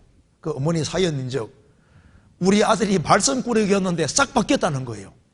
이게 설마 우연이겠지 않은데 틀림없이 바꿔진 거예요. 너무 좋게. 그래서 어머니가 감동을 받아서 우리 아들을 이렇게 좋게 바뀌어놨으니까 이렇게 바꿔주신 분은 틀림없이 훌륭한 분일 거다 그 말입니다. 이분을 만나러 온 거예요. 이분이 누굽니까? 예수님이잖아요. 그래서 당장 구원받았죠. 그러니까 이 아들이 확 바뀌니까 어머니 마음이 감동이 돼서 구원받더라니까요. 우리가 우리의 주어진 일을 충실히 하는 게 신앙생활입니다. 성경에 말씀하기를 내가 자기의 사업에 근실한 사람을 보았느냐 이러한 사람은 왕 앞에 설 것이요 결코 천한자 앞에 서지 아니하리라. 그 자기 주어진 일을 충실히 하는 이것이 신앙생활에 속한다는 걸 생각하게 됩니다. 미국의 어떤 기숙사에서 이제 같이 학생들이 같이 모였습니다. 우리 오늘 공부할까 놀러 갈까 동전으로 결정하자. 좋다. 동전 던져서 앞뒤가 나오면 놀러 가고 세워지면 공부하자. 만장일치로 좋다. 그게 세워지겠어요? 우리가 분본을 잊으면 안 되는 겁니다. 그래서 이제 육신의 위치 지키는 게 이게 참 중요한. 그러니까 육신 위치 지키면 일단 이기고 들어가는 겁니다. 그래서 내가 지금까지 이룩한 일터에서 쉽게 벗어나지 말고 그 위치에서 최선 다해서 이겨나가려고 하는, 왜 주님 필요하니 그 자리에서 불러놓으신 겁니다. 그걸 딱 생각하는 게 중요해요. 일단 자기 현재적인 위치를 지키고 거기서 최선 다하면서 신앙생활을 하려고 생각하면 일단 헷갈리는 것이 없는 겁니다. 그래서 육신의 위치가 중요한 거예요.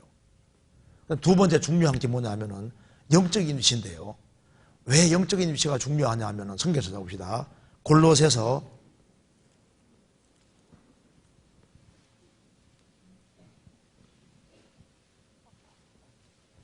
2장 보시겠습니다.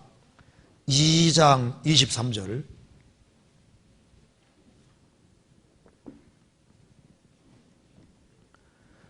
이런 것들은 자의적 숭배와 겸손과 몸을 괴롭게 하는데 지혜 있는 모양이나 오직 육체에 좇는 것을 거만한 데는 유익이 조금도 없느니라.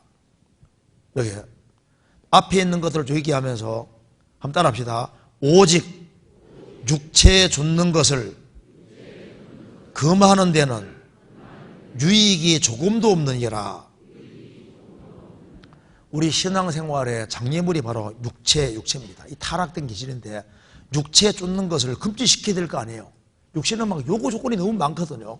막 세상이 막 나를 부르고 마귀가 나를 유혹하고, 이 타락된 기질은 이건 있는데 이걸 쫓아내야지 이게 신앙생활을 잘할 수 있는데, 이걸 쫓아내기 위해서 앞에 것들을 좀 거론하시면서 이런 건 소용이 없다 그 말입니다. 그래서 8절에 보면은 철학과 학문 얘기했는데, 구원받고 난 이후에 세상 철학을 공부하고 도덕 철학, 또 이제 여러 가지 철학들을 공부하고 세상 공부 열심히 한다고 해서 육체 욕심 쫓겨나는 게 아닙니다. 공부를 많이 한다고 해서, 세상 공부를 많이 한다고 해서 육체 욕심 쫓겨나는 게 아닙니다. 또 16절 이하에는 어떤 형식을 준수함으로 음식을 골라 먹고 여러 가지 막 절기와 월삭과 안식일을 지키고 뭔가 형식을 준수해가지고 육체 욕심 쫓겨나가는 게 아닌 거예요.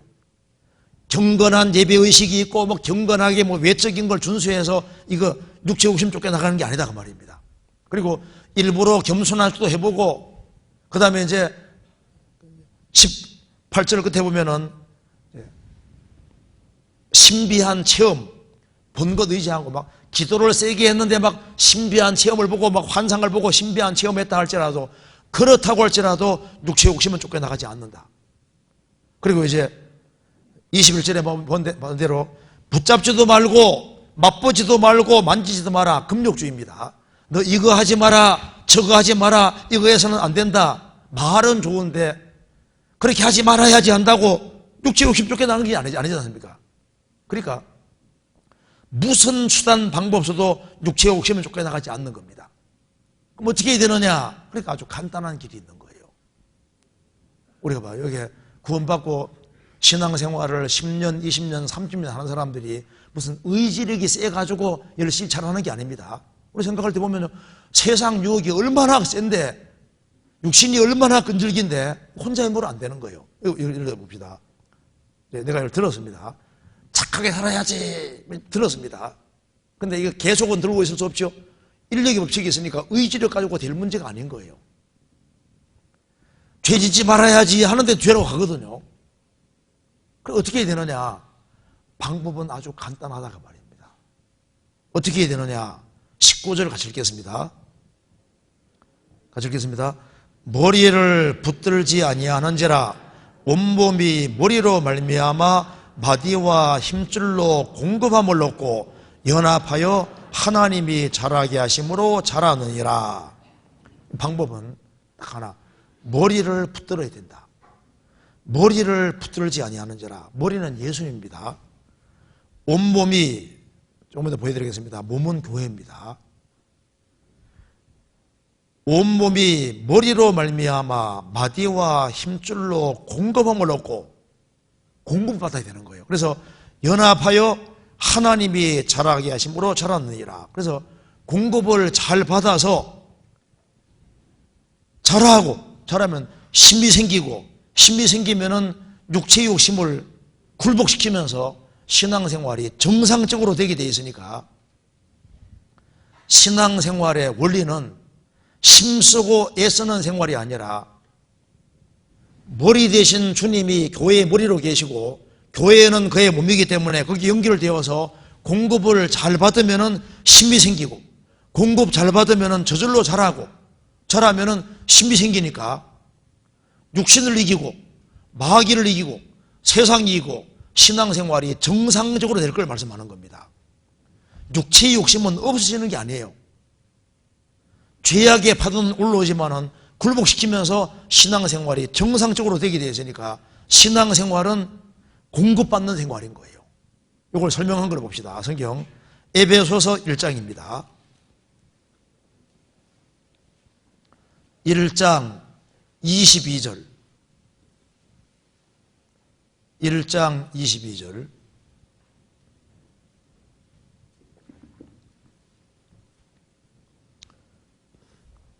또 만물을 그 발 아래 복종하게 하시고 그를 예수님을 만물 위에 교회의 머리로 주셨느니라. 교회는 그의 몸이니 만물 안에서 만물을 충만케 하시는 자의 충만이니라. 만물 위에 교회가 있고 교회의 머리가 주님이시고 교회는 그의 몸이니 얼마나 놀라운 말씀입니까? 주님 피로 구원받은 사람들이 모인 무리가 교회입니다. 근본은 교회 당인 거예요. 교회는 사람들이 교회입니다. 주님 피로 구원받은 사람들이 모인 무리고 교회고 교회는 그의 주님의 몸이니 만물 안에서 만물을 충만케 하시는 자가 주님이신데 그 주님의 충만이 몸된 교회 안에 있으니까 거기서 연결이 딱 되어서 공급을 받으면은 그 사람은 힘차게 살 수 있게 되는 거다 그 말입니다. 골로새서 에베소 4장 봅시다. 에베소서 4장 15절 오직 사랑 안에서 참된 것을 하여 범사에 그에까지 자랄지라. 그는 머리니 곧 그리스도라. 그에게서 온몸이 각 마디를 통하여 도움을 입음으로 연락하고 상합하여 각 지체의 분량대로 역사하여 그 몸을 자라게 하며 사랑 안에서 스스로 세우느니라. 우리가 이제 주님에까지 자라야 되는데 그는 머리니 곧 그리스도라. 그에게서 온몸이 각 마디를 통하여 도움을 입는다. 구원받은 한 사람 한 사람은 지체로 연결되어 있습니다. 각 마디를 통하여 도움을 입음으로 영적으로도 도움이 있고 육신적으로도 도움이 있습니다. 그래서 각 지체의 분량대로 역사하여 그 몸을 자라게 하며 그래서 주님 몸된 교회가 자라가면서 그 안에서 같이 자라가는 겁니다. 사랑 안에서 스스로 세우느니라. 그래서 신앙생활은 주님이 머리고 주님 피로 구원받은 무리가 몸이니까 구원받은 무리 가운데 딱 연결되어서 공급받으면은 자동으로 자라고 힘이 생기는 만큼 힘차게 살 수 있으니까 어린아이가 태어나면은 어미 품에 있어야 되는 것처럼 주님 피로 구원받은 사람은 구원받은 무리 가운데 연결되어서 자리만 잘 차지하면서 공급받으면은 저절로 힘을 받으니까 기도할 힘이 생기고 봉사할 힘이 생기고 전도할 힘이 생기고 이게 결과적으로 다 생기게 되는 거예요. 성경 요한복음 15장 보시겠습니다. 그래서 주님이 이렇게 명령하셨습니다. 요한복음 15장 3절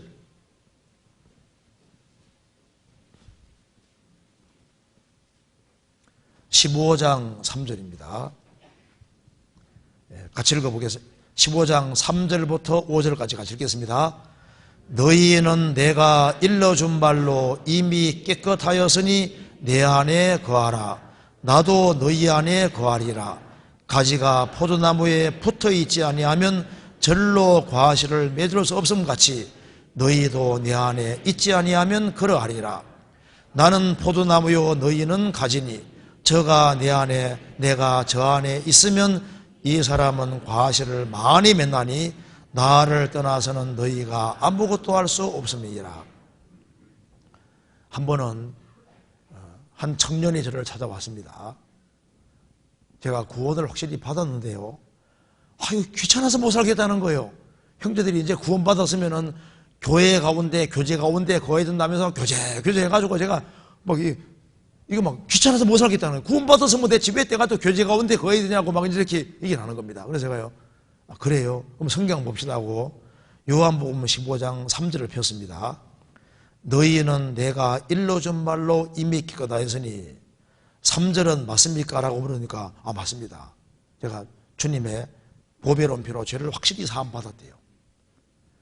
너희는 내가 일러준 말로 이미 깨끗하다 했으니 너희가 진리를 순종함으로 너희 영혼을 깨끗하게 하여 거짓이 없이 형제를 사랑하기를 하으니 마음으로 뜨겁게 빛을 사랑하라. 베드로서 1장에 말한 대로 깨끗해졌답니다. 그러면 4절에 내 안에 거하라. 나도 너희 안에 거하리라. 내 안에 거하라. 이것이 옵션 선택사항입니까? 명령사항입니까? 그러니까 거하라 명령이네요. 누구의 명령입니까? 하니까 예수님의 명령이네요. 어떻게 되겠습니까? 거해야 되겠네요. 거하세요. 예, 알았습니다. 학과 상담 끝났습니다. 왜 믿어야 되느냐? 주님이 믿으라고 명령하시잖아요. 왜 거해야 되느냐?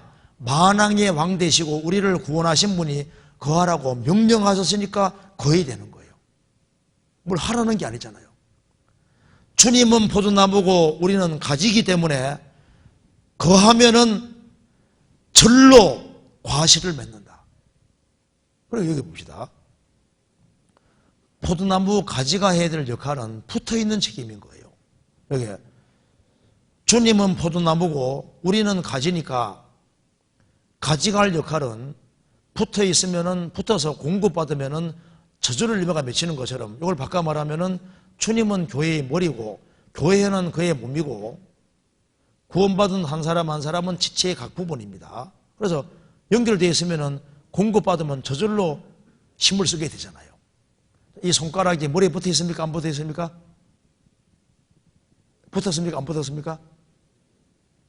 붙었잖아요. 이렇게만 붙는 게 아니잖아요. 붙어 있는 게 맞잖아요. 근데 시키는 대로 하잖아요.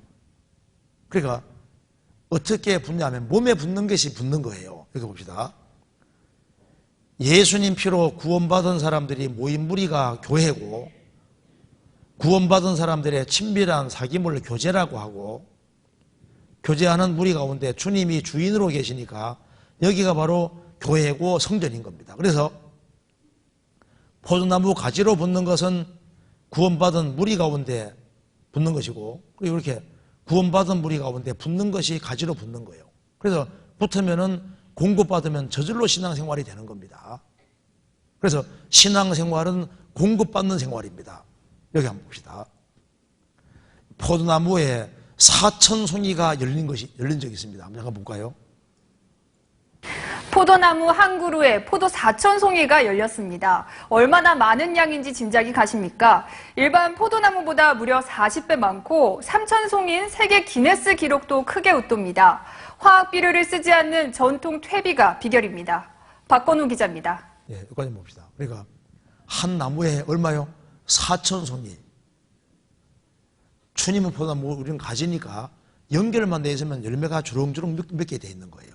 그래서 이렇게 생각하면 됩니다. 여기 보시면은 이게 조개 중에서 삿갓조개라는 조개가 있는데 이 조개는 한 번 붙으면 안 떨어집니다.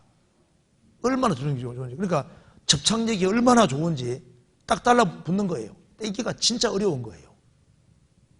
이런 삿갓조개처럼 주님 피로 구원받은 사람이 구원받은 무리 가운데 딱 달라붙을 수만 있으면요 인생이 달라지면서 주님의 공급으로 너와 내 집이 구원받고 나 통해서 30명, 60명, 100명이 구원받는 것을 이제 경험하게 되는 겁니다. 그래서 신앙생활은 이렇게 하는 겁니다. 이거 잠깐 봅시다. 여기 이제 에베소서 5장 18절을 같이 읽겠습니다. 술 취하지 말라. 이는 방탕한 것이니 오직 성령의 충만을 받으라. 신앙생활은 성령의 충만을 받으면 힘있게 신앙생활을 할 수 있습니다. 제가 지역교회 갔는데 어떤 분이 술 고래인데 구원받으신 분 간증을 제가 들었습니다. 이분이 막 평생 술을 즐긴 애주가입니다. 그리고 어느 날 술 잔뜩 취해가지고 이제 집에 다 오고 있는데 하늘은 돈장만하게 보이고 얼마나 아주 기분 좋게 이제 오고 있는데 철봉하고 꽝 부딪힌 거예요. 그래서 딱 부딪혀서 이제 넘어졌다가 이제 일어나서 보니까 철봉이 어른어른한데 사람으로 보이더랍니다. 너 나 쳤어? 근데 사고도 안 오는 거예요. 아, 이것 봐라 하면서 이제 손 가지고 막 세게 딱 쳤는데 부러져 버린 거예요. 아프지도 않더래요.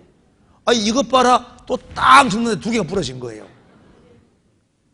그래서 이제 이분이 병원에 실려가서 양손을 기부사한 상태입니다. 그러니까 아내는 절호의 찬스가 왔잖아요. 구원받았으니까. 그래서 이제 남편 앞에 비디오 딱 켜놓고 비디오 테이프를 틀어주는 거예요. 그래서 이제 양손 이제 이렇게 기부사한 상태로서 이제 말씀을 들어가지고 구원받았습니다. 구원받고 막 술을 딱 끊어버린 거예요. 신앙생활 얼마나 잘하시는지요. 왜 철봉을 쳤을까요? 술 기운인 거예요. 그러니까 술 취하면 용감해지고 말도 많아지잖아요. 그래서 술 충만하는 것처럼 성령 충만인데 봅시다. 어떻게 술 충만하게 되느냐. 술 취해 본 사람은 성령 충만하려면 반대로만 하면 돼. 이렇게 하면 됩니다. 술 충만하게 되는 길을 첫째, 술자석에 자주 참여한다. 술잔을 주거니 받거니 하며 많이 마신다. 술 1차, 2차, 3차에 꼭 참석한다. 이 사람 어떻게 되는 겁니까? 술 충만하게 되는 거예요. 그렇죠? 제가 강원도 탄광촌에 살았기 때문에 술 먹는 사람을 유심히 관찰을 많이 했거든요. 자, 술 충만한 사람은 특징이 있습니다. 집안 어디엔가 술병을 감춰놨습니다. 아내는 뺐는데요. 감춰놓고 홀짝홀짝 몰래 마십니다. 그리고 술병하고 얼마나 친한지요. 곤충 차고듯이 술병 딱 가지고 다니면서 시간 날 때 홀짝홀짝 마시고 술 친구를 그렇게 잘 알아봐요. 그리고 술자석이 있다면 무슨 핑계에 대해서라도 참여하고 이제 자식이 부르러 가면 잘 안 옵니다. 아빠, 엄마가 부르는데요. 아, 알았어 하고 안 오는 거예요. 그 다음에 둘째 아들이 또 갑니다. 또 안 오는 거예요. 여러 아들이 가도 안 와요. 그래서 나중에 이제 아내가 출연해야지 여보 갑시다 하면 할 수 없이 딸려오는 식으로. 그리고 막 술 2차, 1차, 2차, 3차 너무 좋아하잖아요. 술꾼 특징입니다. 성령 충만하려면 따라합시다. 주는 영이시니 주의 영이 계신 곳에는 자유함이 있느니라.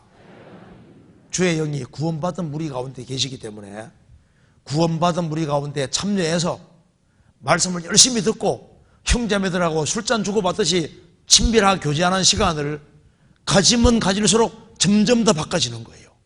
참 신기한 겁니다. 그래서 개 모임을 열심히 하고 뭐 동창생 모임하고 친구들끼리 모임을 아무리 가져도 마음과 생활이 안 바뀌는데 좀 놀라운 것은 구원받은 무리 가운데 참여해서 같이 말씀 배우고 교제하고 이렇게 하면 바꿔집니까 안 바꿔집니까? 저절로 바꿔지는데 이유가 뭐냐면은 주의 성령이 계셔서 그런 거예요. 그래서 주의 성령이 안 계신 곳에는 같이 재미나게 얘기했지만은 돌아갈 때는 허망한 거예요. 시간 아깝다. 그런데 그리스도인들이 모인 무리 가운데는 참여하고 돌아갈 때는 올 때는 싫었을지라도 같이 말씀 배우고 교제하고 돌아가면 무슨 생각이 듭니까? 잘하구나. 다음에 절대 빠지지 말아야지. 그 생각이 들게 돼 있다니까요. 여기 봅시다. 성령 충만하게 되는 길을 그리스도인들의 무리에 자주 참여한다. 충분한 교제 시간을 가진다. 모임이 끝날 때까지 끝까지 한다. 이게 중요합니다. 왜? 성령께서 거의 끝부분에 역사 많이 해주시거든요. 이제 술 한 잔만 더 마시면 취하는데 안 마시는 사람 있잖아요. 주님은 진짜 참고 견딜 줄 아는 사람에게 주님이 부어주시는 거예요. 이 사람 충만하게 되는데 신앙생활은 이렇게 하는 게 아닙니다. 노를 저어서 멀리 항해하려고 그러면 얼만 가면 지쳐요. 힘쓰고 애쓰고 이렇게 하면 길게 못 갑니다. 어떻게 해야 되냐면 이게 범선. 바람 받아 가는 배는 바람 받으면 잘 갈 수 있잖아요. 신앙생활은 이렇게 하는 거예요. 이렇게. 그래서 여기 이제 육지에 줄이 딱 매달려 있다 합시다. 그런데 노를 저어가는 배는 진행이 안 될지라도 범선은 바람 받으면 어떻게 될까요? 줄 뚝 끊어지잖아요. 그렇죠? 그래서 나는 술이 안 끊어진다, 담배 안 끊어진다, 나쁜 침이 안 끊는다 걱정할 거 없습니다. 구원받은 무리 가운데 적극적으로 참여하고 자리를 차지하면요, 주님이 역사하셔서 신기하게도 이게 다 끊어주시는 거예요. 나쁜 침 다 끊어지는데 구원받은 무리 가운데 연결되어 있으면은 주의 성령이 함께 하셔서 역사해 주시고 공급해 주시기 때문에 힘이 생기니까 끊어지는 거예요. 그런데 아무리 신앙생활해도 식욕은 안 끊어집니다. 속에 주어진 건 안 끊어져요. 성령은 안 끊어집니다. 속에 주어진 거니까. 그런데 외부에서 들어온 건 다 끊어질 수 있습니다. 그래서 신앙생활은 주님 도움 받으면요, 신앙생활을 계속할 수 있습니다. 그래서 여기에 날개치며 날아가는 철새, 이것이 힘들까요? 맹금류는 바람바다 갑니다. 어느 게 힘들까요? 이게 더 힘들잖아요, 이것이. 그래서 교회 처음 올 때는 이렇게 오거든요. 아이고 힘들다. 이렇게 오는데 시간 지나가면 이렇게 딱 되는 거예요. 이제 주님의 도우심으로 오지 않습니까? 신앙생활하는 게 자연스러워집니다. 제가 에콰도르에서 봤는데요, 정말 솔개가 진짜 많더라고요. 솔개는 이제 맹금류에 속하니까 날개를 쫙 펼치고 유유하게 쫙. 그러니까 이건 힘이 드는 게 아닌 거예요. 그래서 주님의 공급을 받으면은 신앙생활을 주님의 힘으로 아주 멋지게 잘 할 수 있는 겁니다. 그러면 구원받으면 됐지 왜 구원받은 사람이 꼭 주 안에 거해야 되느냐, 이유가 있는데, 구원받은 그리스도인들은 지옥 가는 심판 없어도 구원받은 그날부터 주님 앞에 갈 때까지 그리스도인의 심판대가 있는 겁니다. 성경 찾아봅시다. 고린도전서 3장입니다. 3장 10절.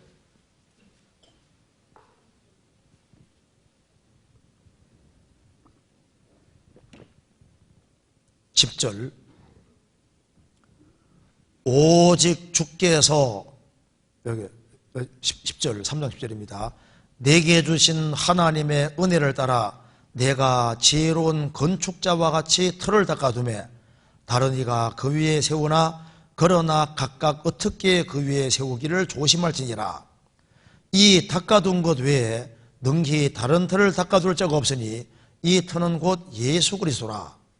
만일 누구든지 금이나 보석이나 나무나 풀이나 지푸로 이 터 위에 세우면 각각 공적이 나타날 터인데 그날이 공적을 밝히리니 이는 불로 나타내고 그 불이 각 사람의 공적이었다는 것을 시험할 것임이니라. 만일 누구든지 그 위에 세운 공적이 그대로 있으면 상을 받고 누구든지 공적이 불타면 해를 받으리니 그러나 자기는 구원을 얻되 불 가운데서 얻은 것 같으리라. 여기 A 크리스찬, B 크리스찬 똑같이 예수님을 터로 삼았습니다. 피로 이제 구원을 받았으면은 구원받은 이후에 신앙생활은 집 짓는 생활인데 어떤 사람은 금은 보석으로 집을 지어가고 어떤 사람은 나무나 풀이나 지푸로 집을 지어간다. 이제 그리스도인의 심판대에 서면 불이 지나가는데 불이 구원받은 사람에게 지나가는 것이 아니라 따라합시다. 각 사람의 공적이었다 한 것을 시험할 것임이니라. 그러니까 각 사람의 공적, 각 사람이 아니라 각 사람의 공적에 불이 지나갑니다. 이거 봅시다. 이렇게 A 크리스찬, B 크리스찬이 있는데 둘 다 똑같이 예수님 피로 구원을 받았습니다. 털을 다 닦았다고 말입니다. 그런데 이제 구원받은 이후에 신앙생활 모습은 다른데 어떤 사람은 금은 보석으로 집을 지어갑니다. 어떤 사람은 나무나 풀이나 지푸로 집을 지어갑니다. 그러면 이제 그리스도인의 심판대에 서서면은 불이 지나가는데 불이 그리스도인을 지나가는 게 아닙니다. 그리스도인들은 십자가의 피로 대속이 됐기 때문에 그리스도인에게는 심판이 없습니다. 구원받은 이후에 신앙생활에 불이 지나가는데 금은 보석은 나무니까 상이 되고 나무나 풀은 지푸는 타버리니까 해를 받는다. 손해본다 그 말입니다. 그러나 자기는 구원을 얻되 불 가운데 얻은 것 같으리라. 그래서 A 케이스가 아브라함 경우고 B 케이스가 롯 경우인데 롯은 소돔 고모라 불탈 때 다 자기가 일생 동안 수고한 걸 다 태워버리고 몸만 빠져나왔잖아요.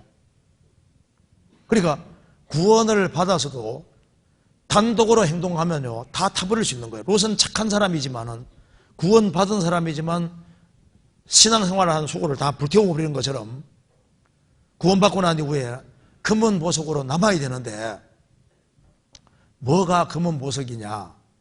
성경 베드로 전서에 답이 나와 있는데 보통 믿음은 이게 금은 믿음이라고 되어 있습니다.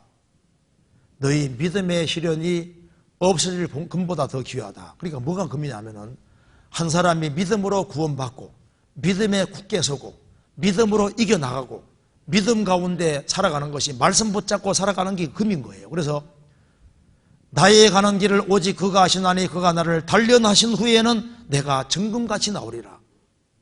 어떤 어려움이 있어도 뒤로 물러가지 않고 말씀 붙잡고 나는 죽더라도 주님 옆에 죽겠습니다. 말씀 가운데 살아가는 이것이 일종의 금이니까 우리가 진리 가운데 살아가는 모든 것은 불타지 않고 다 남는 거예요. 은은 뭐냐면 성경에 마태복음 성경 고린도서 1장에 말씀하기를 너희가 고속된 것이 은이나 금같이 없을 것으로 한 것이 아니요 어린 양의 보배로운 피로 한 것이라. 그래서 은은 보통 보혈 피의 그림자입니다. 그러니까 뭐가 남냐 하면은 이제 우리가 구원받고 난 이후에 복음을 위해 같이 수고한 것이 남을 겁니다. 복음을 위해서. 그래서 주님의 피의 복음을 전해서 다른 영혼이 구원받는 일을 위해서 같이 희생하고 수고하고 협력한 것은 영원히 남는 것이 됩니다. 우리가 복음을 위해 살아가는 건 다 남는 거예요.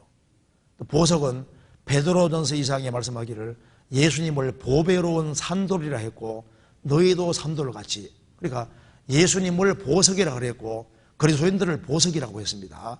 우리가 주님을 위해 살아간 모든 것들, 보석 같은 형제자매를 위해서 희생하고 수고한 모든 것이 다 남게 되는 거니까 뭐가 남냐 하면은 개인이 믿음 가운데 살아간 것이 영원히 남을 것이고 우리가 형제자매들을 위해서 잘한 것들, 그런 것이 영원히 남을 것이고 영혼을 건지기 위해서 같이 희생하고 수고한 것이 영원히 남을 겁니다. 그래서 그리스도인의 심판대를 통과할 때 주님 피로 구원받은 사람들이 모인 무리 가운데 거하면 부끄럽게 안 된다고 했습니다. 왜냐하면 자리세가 있거든요.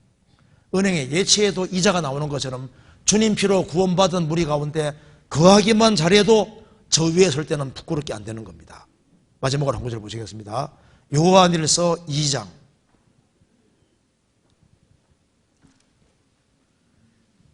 요한일서 2장 28절입니다.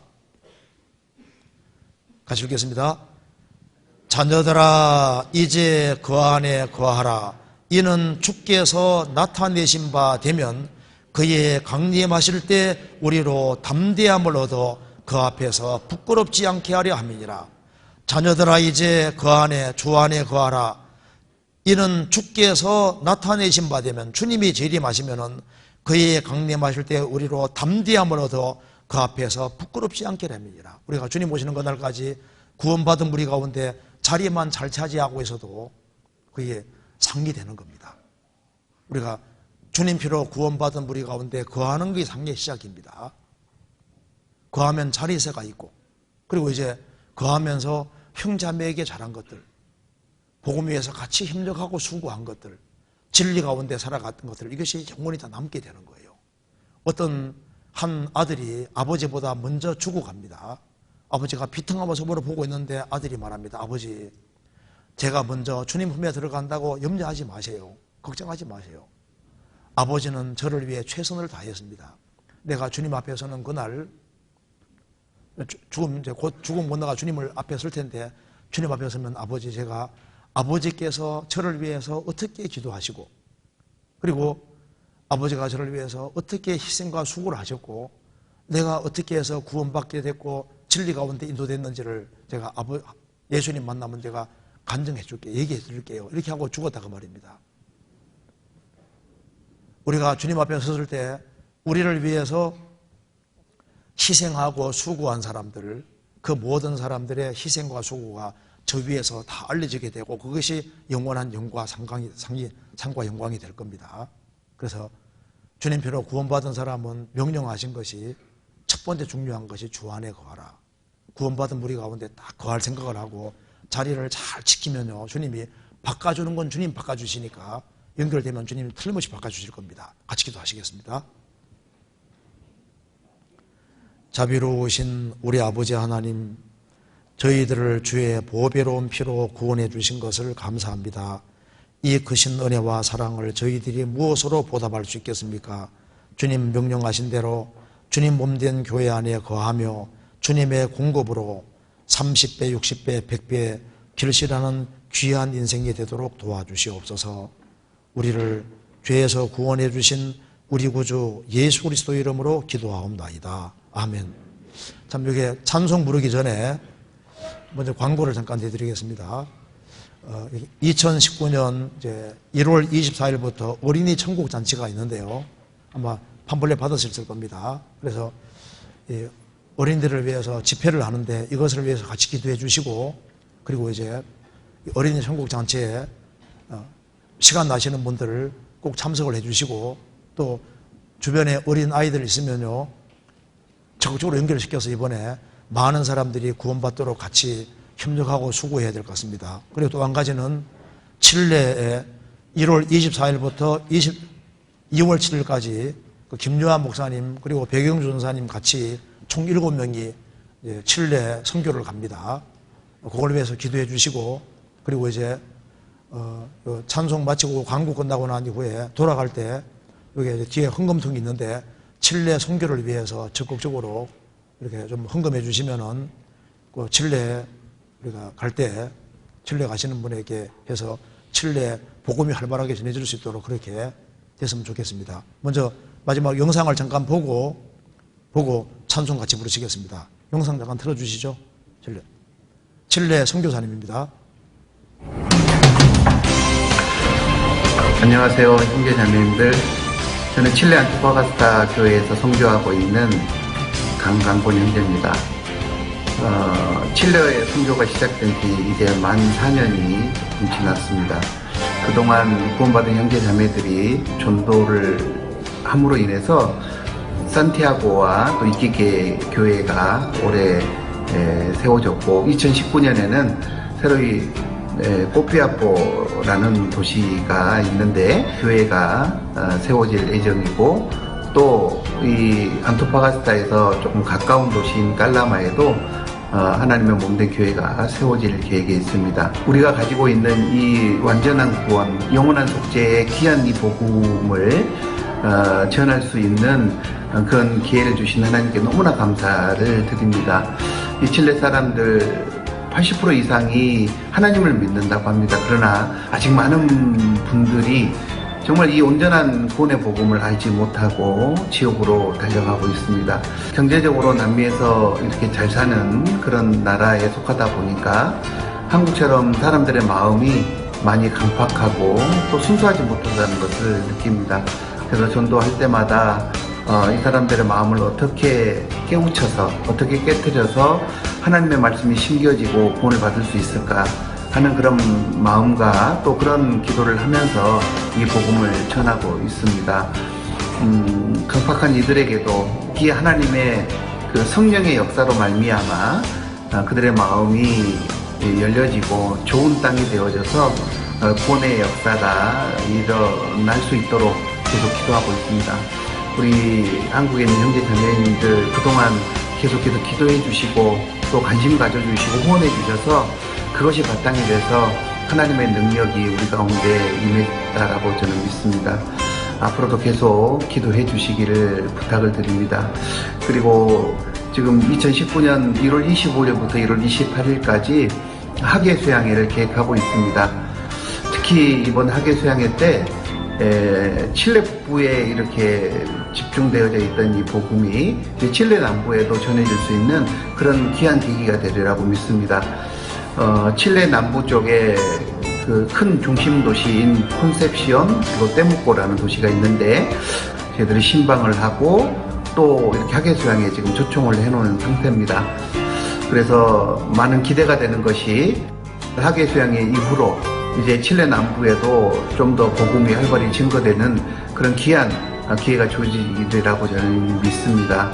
그래서 많은 분들이 학예수양회를 통해서 구원을 받고 그곳에서 복음이 활발히 증거돼서 내년에는 남부 지역에도 교회가 세워지는 것을 목표로 저희들 열심히 달려가려고 합니다.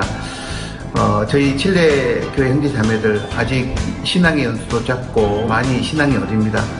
그럼에도 불구하고 정말 이 복음을 전하려고 하는 그런 열정과 열심히 내는 그 마음을 가지고 지금 복음을 위해 살아가고 있습니다. 우리 형제 자매님들께서도 그것을 기억하시고 더욱더 활발히 이 칠레의 복음이 증거될 수 있도록 더 많은 관심과 기도 또 후원의 손길을 부탁을 드립니다. 내 시작은 미약하였으나 내 나중은 신이 창조하리라는 주님의 그 약속의 말씀, 또 내 입을 넓게 열라 내가 채우리라고 약속해 주신 그 말씀을 믿고 저희들 입을 벌리고 나갑니다. 하나님께서 우리 칠레에 있는 이 교회들을 통해서 더욱 많은 구원의 열매들이 맺혀질 수 있도록 인도해 주시라고 믿습니다. 계속해서 저희들 이 복음을 위해 달려가려고 합니다. 한국에서도 많은 관심과 기도를 부탁드립니다. 감사합니다.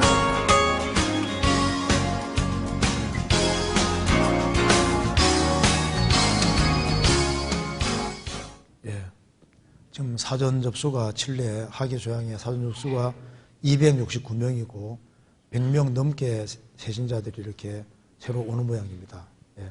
우리 같이 찬송 부르겠습니다. 405장 부르고 광고해 주시겠습니다.